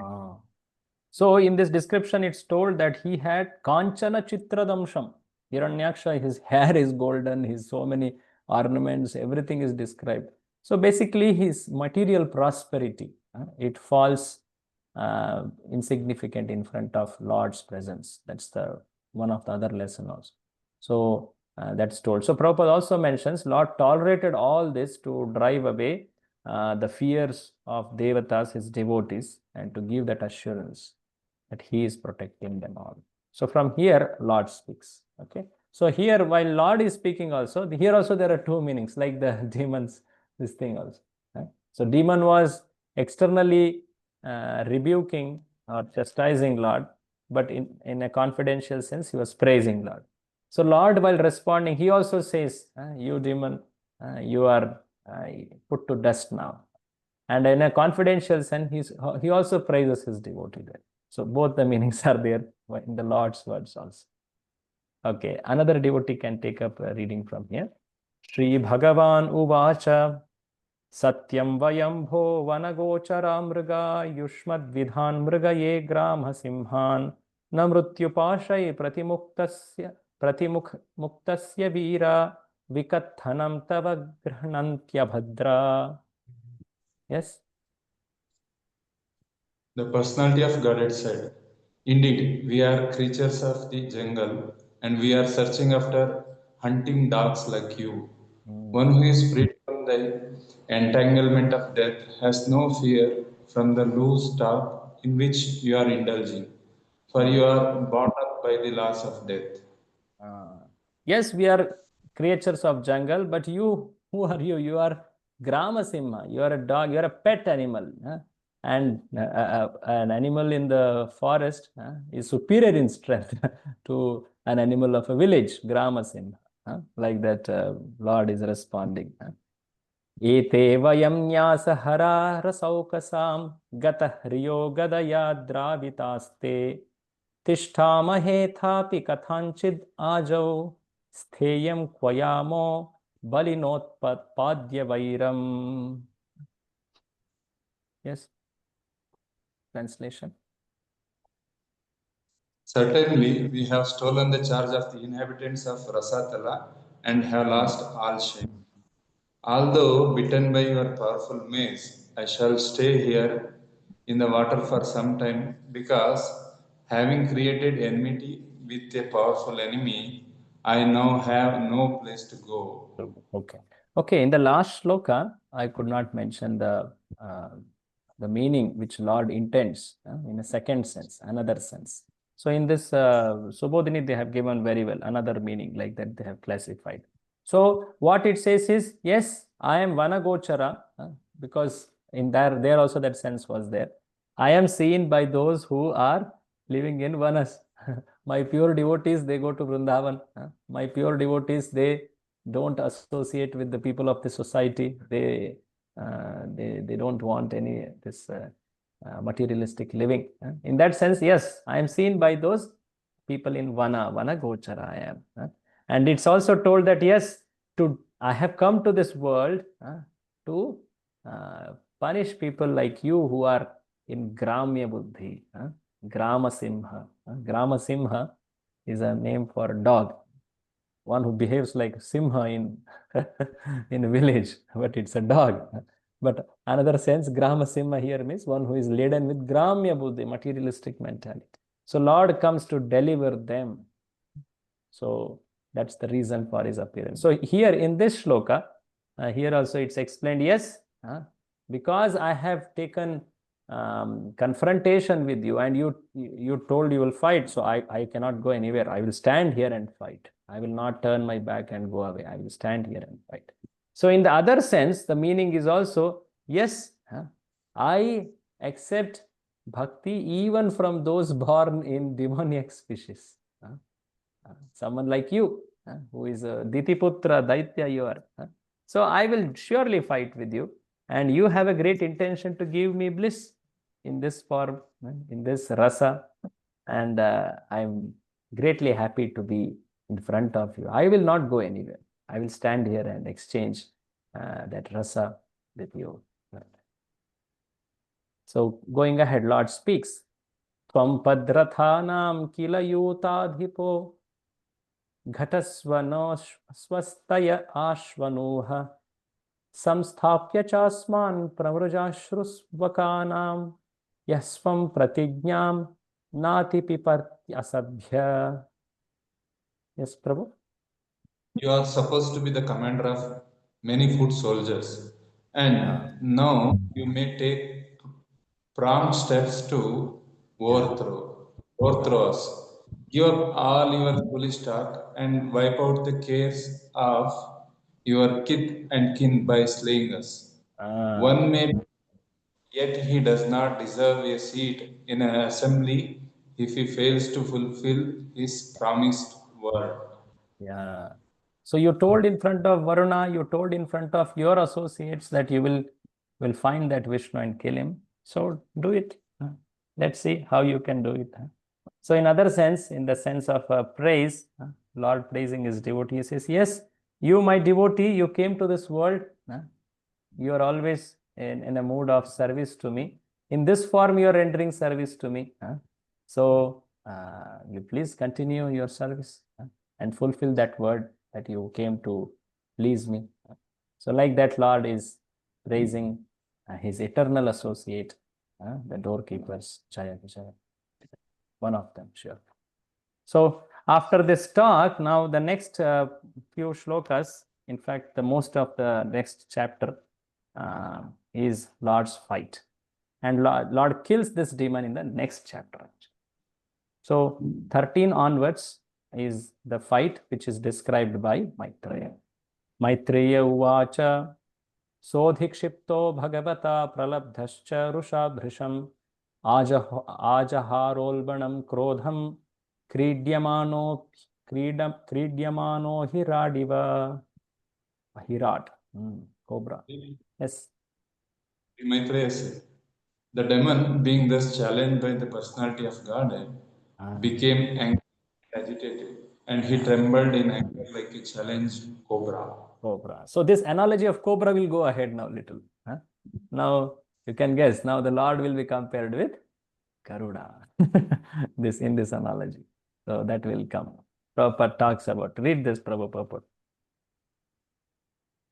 A cobra is very fierce before ordinary persons, but before an enchanter who can play with him, he is a plaything. Similarly, a demon may be very powerful in his own domain, but before the Lord he is insignificant. The demon Ravana was a fierce figure before the demigods, but when he was before Lord Ramachandra, he trembled and prayed to his deity, Lord Shiva, but to no avail. So in all these examples of Lord as elephant and demon as crocodile, Lord as here the enchanter, or later it will be Garuda, or later it will be a boy, and demon being a small snake. So what it shows is Lord very effortlessly kills the demons, but nonetheless he plays with them. So that will be shown here ahead in the shlokas. Srijan amarshita shvasan manyu prachalitendriyaha asadya tarasa daityo gadayanyahanadharim. Yes, read this. Indignantly, all his senses shaken by wrath, the demon quickly sprang up the Lord and dealt him a blow with his powerful mace. Powerful. From next shloka, other devotee can take turn. Bhagavamstu gadavegam visrishtam ripunorasi avanchayat tiraschino yoga rudha ivantakam. Yes.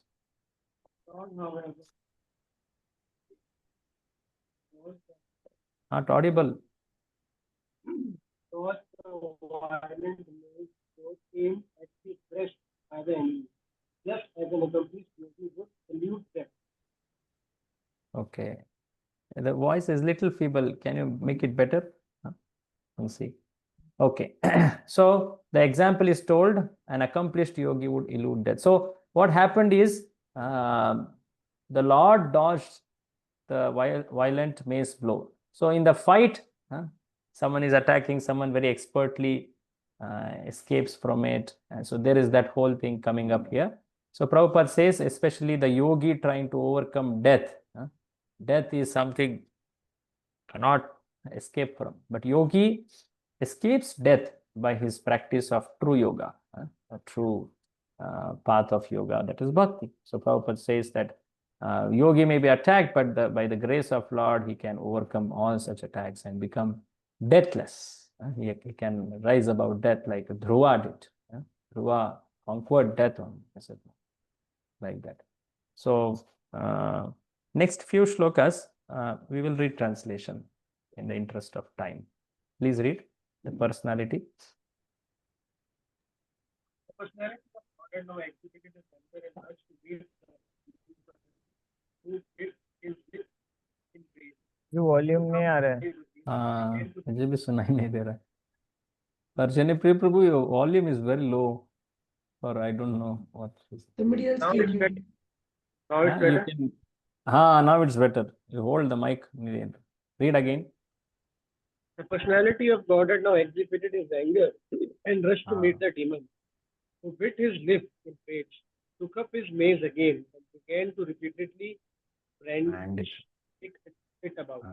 Brandish means basically whirl it and show that this thing. Yes, read ahead. Then with his mace, the Lord struck the enemy on the right of his throat. But since the demon was expert in fighting, or gentle with it, he protected himself by a maneuver of his own mace. So no less is Hiranyaksha.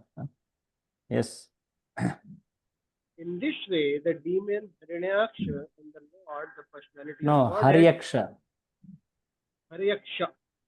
the demon Haryaksha and the Lord, the personality of Godhead, struck each other with their huge maces, each enraged and seeking his own Victory. So Haryaksha is another name only, just that we can become familiar with that name. Yes. Read ahead. There was keen rivalry. There was keen rivalry between the two combatants. Both had sustained injuries on their bodies from the blow of each other's pointed maces, and each grew more and more enraged at the smell of blood on his person. In their eagerness to win, they performed maneuvers of various kinds, and their contest looked like an encounter between two forceful bulls for the sake of a cow. Cow. So here another example is being given. For a cow, two bulls are fighting. So who is cow here? Mother Earth. Yes. So go. Yeah, Mother Earth. So go means cow, go means also earth. So the bulls are here, Hiranyaksha and Varahadev. So Prabhupada also tells here the word Ila told here is also referring to Bharatavarsha, which was earlier called by that name Ilavrtavarsha. But because of the famous king Bharata, it became called so. So from 20 onwards, there is expression of Brahmaji, because he is seeing all this. In fact, he is the cause of the power of this demon.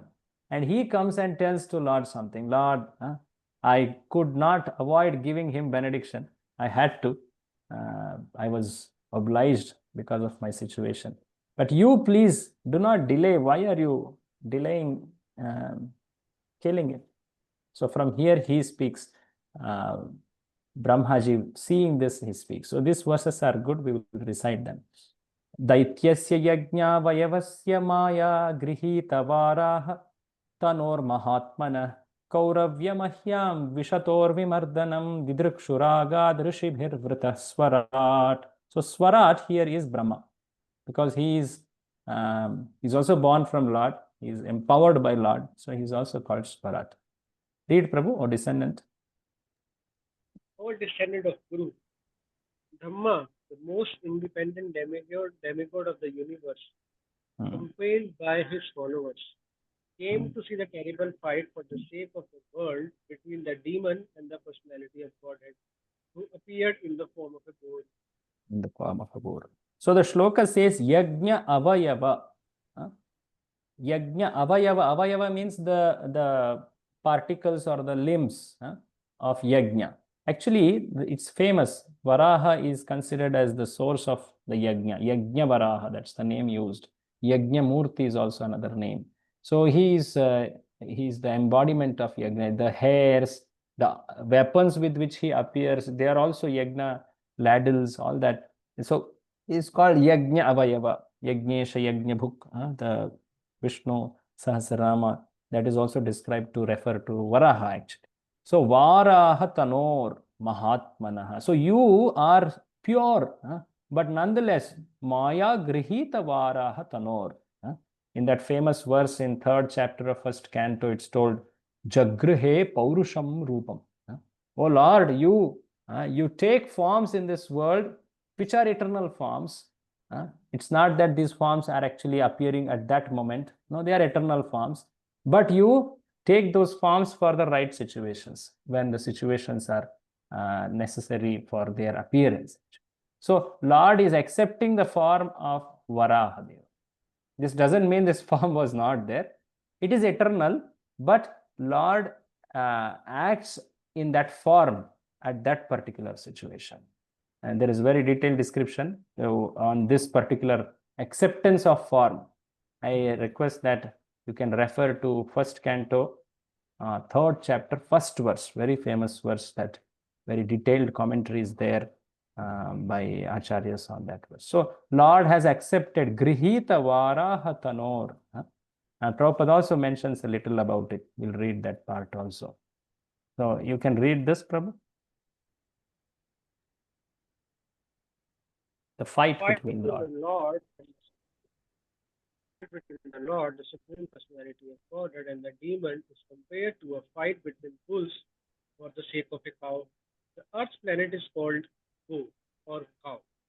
As bulls fight between themselves to ascertain who will have union with the cow, there is always a constant fight between the demons and the Supreme Lord or his representative for supremacy over the earth. Here the Lord is significantly described as Yajna Vayava. One should not consider the Lord to have the body of an ordinary boar. He can assume any form, and he possesses all such forms eternally. It is from him that all other forms have emanated. This boar form is not to be considered the form of an ordinary hog.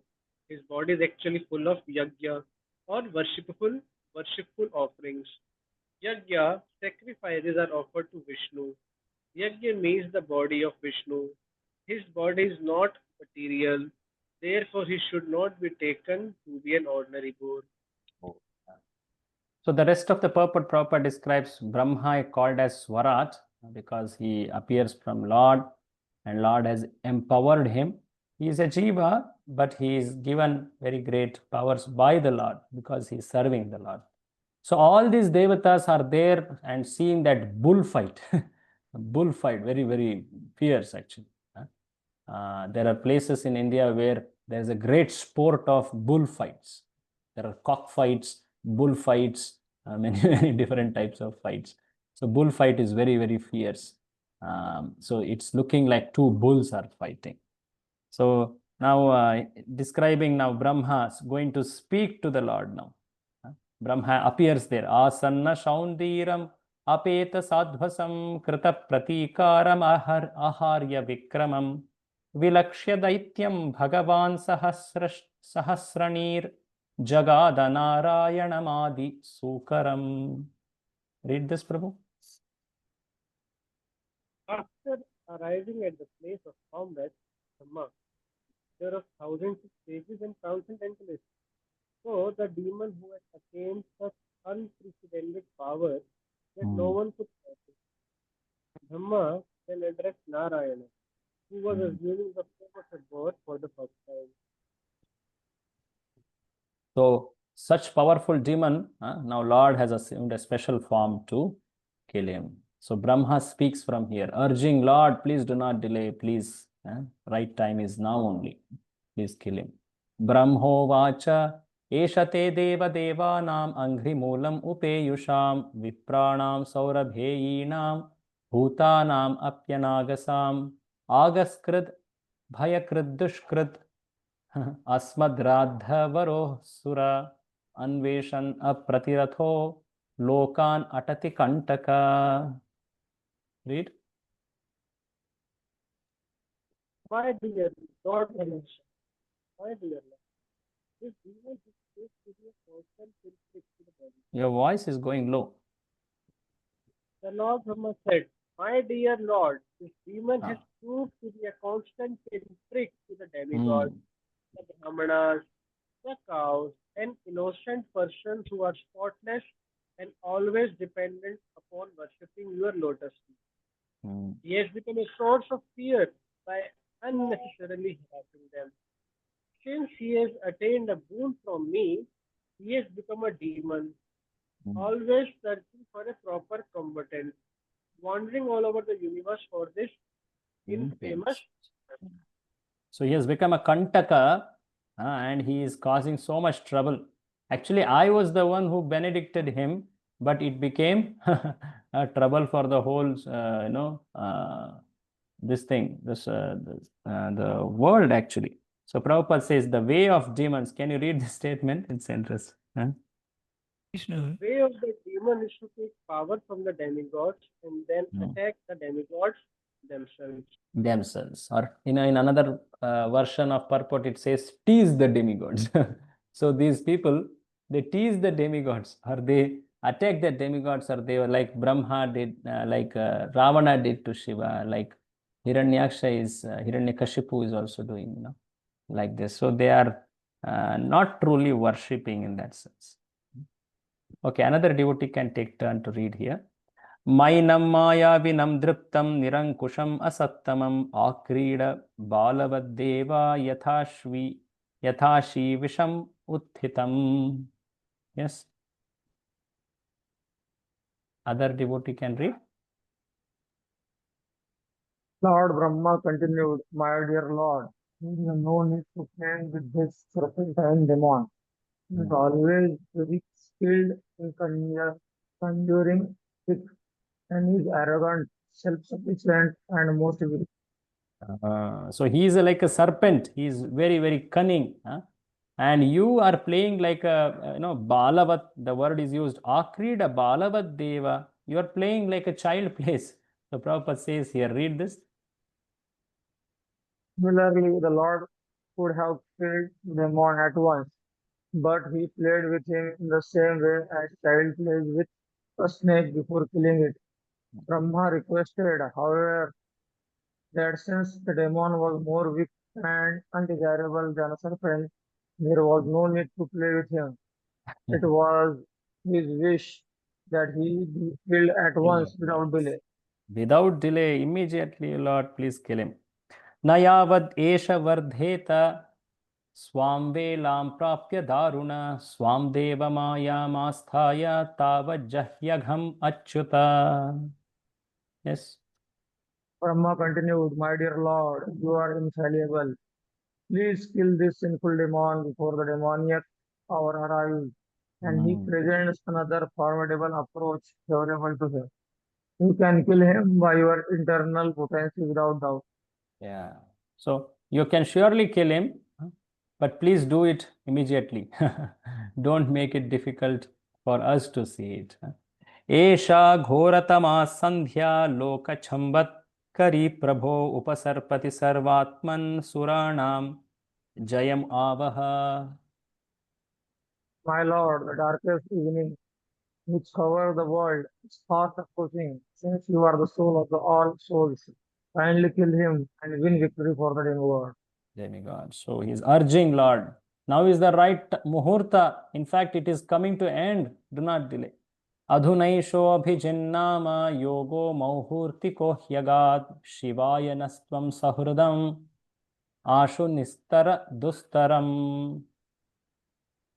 The auspicious period known as Abhijit, which is most for the victory, commenced at midday and has all but passed. Therefore, in the interest of your friend, please dispose of this formidable foe quickly. Quickly. So lastly, he urges, Lord, please kindly kill him and establish peace. Dishtya tvam vihitam mrityum ayam asadita swayam Vikramyainam mridhe hatva lokan adhehi sharmani. His demon, luckily for us, has come of his own accord to you. His death ordained by you, therefore, visiting your ways, kill him in the duel and establish the worlds in peace. Actually, he has come on his own. There is no word or blame on you that you went behind him and killed him. Actually, he has come in his own. And this is the right time, and you are ordained to kill him. He cannot be killed by anyone else. So please, O Lord, kill him. So Brahma urged like this. And in the next chapter, chapter number 19, Lord will kill the demon Hiranyaksha. We will see that, and chapter 20 also tomorrow. Thank you very much. In the Hare Krishna. interest of time, we'll end. Yeah. You're able to hear me? Yes, Prabhuji. I can't see anyone's video for some reason. I don't. Hare Krishna. Prabhuji. Yes, Prabhu. Yes. Prabhuji, in 23rd verse, there is Okay. it is said, since he has attained a boon from me. So what boon does Brahma give to Hiranyaksha? For Hiranyakashipu, it's very clear. For Hiranyaksha, I could not find the reference exactly. Anyone else would like to share? Maybe Also, in, Prabhu, it means must have. in the beginning of the chapter, it is said that both of them got the benediction from Brahma. In this chapter only, I think beginning 7th somewhere. But verse. you know the exact, because in the 7th canto, Hiranyakashipu, what benediction he got, that's mentioned. No. But in the words of Brahma, do you remember somewhere? No, Prabhuji. Acha. Benediction also he got after he killing Hiranyaksha, then he performed tapasya. Hiranyakashipu, na? After that event, yes, correct. So it is foretold in the sense like it happens at another places also in Bhagavatam. In a way of summarizing what is going to happen, that incident is told early. It is not to be taken as a sequential thing. It is mentioned that, okay, they got benedicted. So Hiranyakashipu is going to be benedicted after Hiranyaksha's death. But nonetheless, it was told earlier. It is not to be taken in that sense. They just were growing in power and were trying to exert their influence and win over the whole Brahmanda. That was their interest. So what did Hiranyaksha, in Bhagavatam, I don't remember, is he being benedicted? In some Purana, it may be there. I'll just check it, Prabhu. I'll try to do a check and get back to you on Wednesday. Okay? Thank you. Hare Krishna. Anyone else would like to comment or question? Any question? Next class is day after tomorrow, no? Correct. Tomorrow, Maharaj's Vyas Puja. Wednesday we'll have morning, Prabhu. Oh, correct, no? Yes. 10:45 to 2. 10:45 to 2. Yes. Okay. Today morning, in fact, all of you also must have an experience. So I was just so tired and had a late night program from last few days. So that's why the change of time I requested. And Wednesday we'll meet in the morning, 10:45. Thank you very much. Srimad Bhagavat Mahapurana ki jai. Jagat Guru Srila Prabhupada ki jai. Vachakal Kripa Sindhubhya Vacha Patitanam Pavane Vaishnavi. Namo Namaha Ananta Koti Vaishnav Vrinda ki jai. Thank you, Prabhu. Hare Krishna. No, just one thing that in the movie they have shown that Bhumi Devi is personification that he's been taking in, means not the earth. That way it is shown in that movie at least. How was exact? Means earth was taken or Bhumi means What it I was have heard and seen, it was Bhu Mandala itself fully. So all the Varshas and all.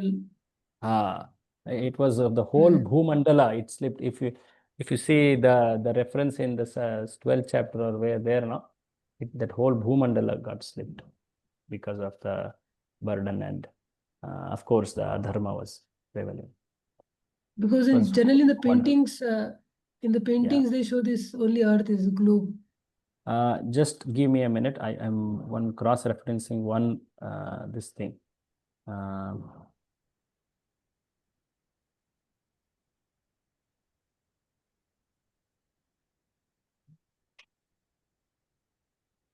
So actually, there are the old paintings are there, Prabhu, where there is a clear Bhumandala being shown. I remember this because in the cosmology description, our Bhavaneshwar Prabhu had explained this, showing some evidences also. It was the full Bhumandala. Because the earth, according to the Bhagavatam, is on the Bhumandala at certain point. It is connected. You can't dislodge the earth alone like that. So what I had heard is it's Bhumandala full. So in the very traditional paintings, you see it as an oval on the like that. Hare Krishna. Yes, The Prabhu. Yes. Previous some of slokas it is told that we have been of these lower planets have been given this earth. Lower planets in the subterranean. So actually, that time the whole Bhumandala had slipped. That means including the 7 lower planets also had slipped. But Or now, right. Hare Krishna. Right. So these lower planet people are also staying within that Bhumandala only, no? Okay. These other 6 planetary systems are above, na? So this is primarily for the people on the earth, the Bhuloka, and below are all lower planetary system people only. And that's okay. Yeah. It means like we have been given this earth, it is said, na? We have been. So that earth is, how is it translated? Or that word? There is a. It is verse 11, Prabhuji. Okay, maybe I'll get reference from 3.12 or from there, because there it's very clear. Okay, because there the words are used. What did he lift? I'll get that on Wednesday, and we'll try to understand that better. Okay. Thank you. Hare Krishna. Anyone else? Hare Krishna.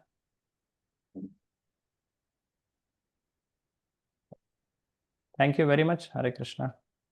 And despite yesterday so much festival services, all of you could take out time to come and read Bhagavatam. Thank you very much. Srila Prabhupada ki jai. Hare Krishna.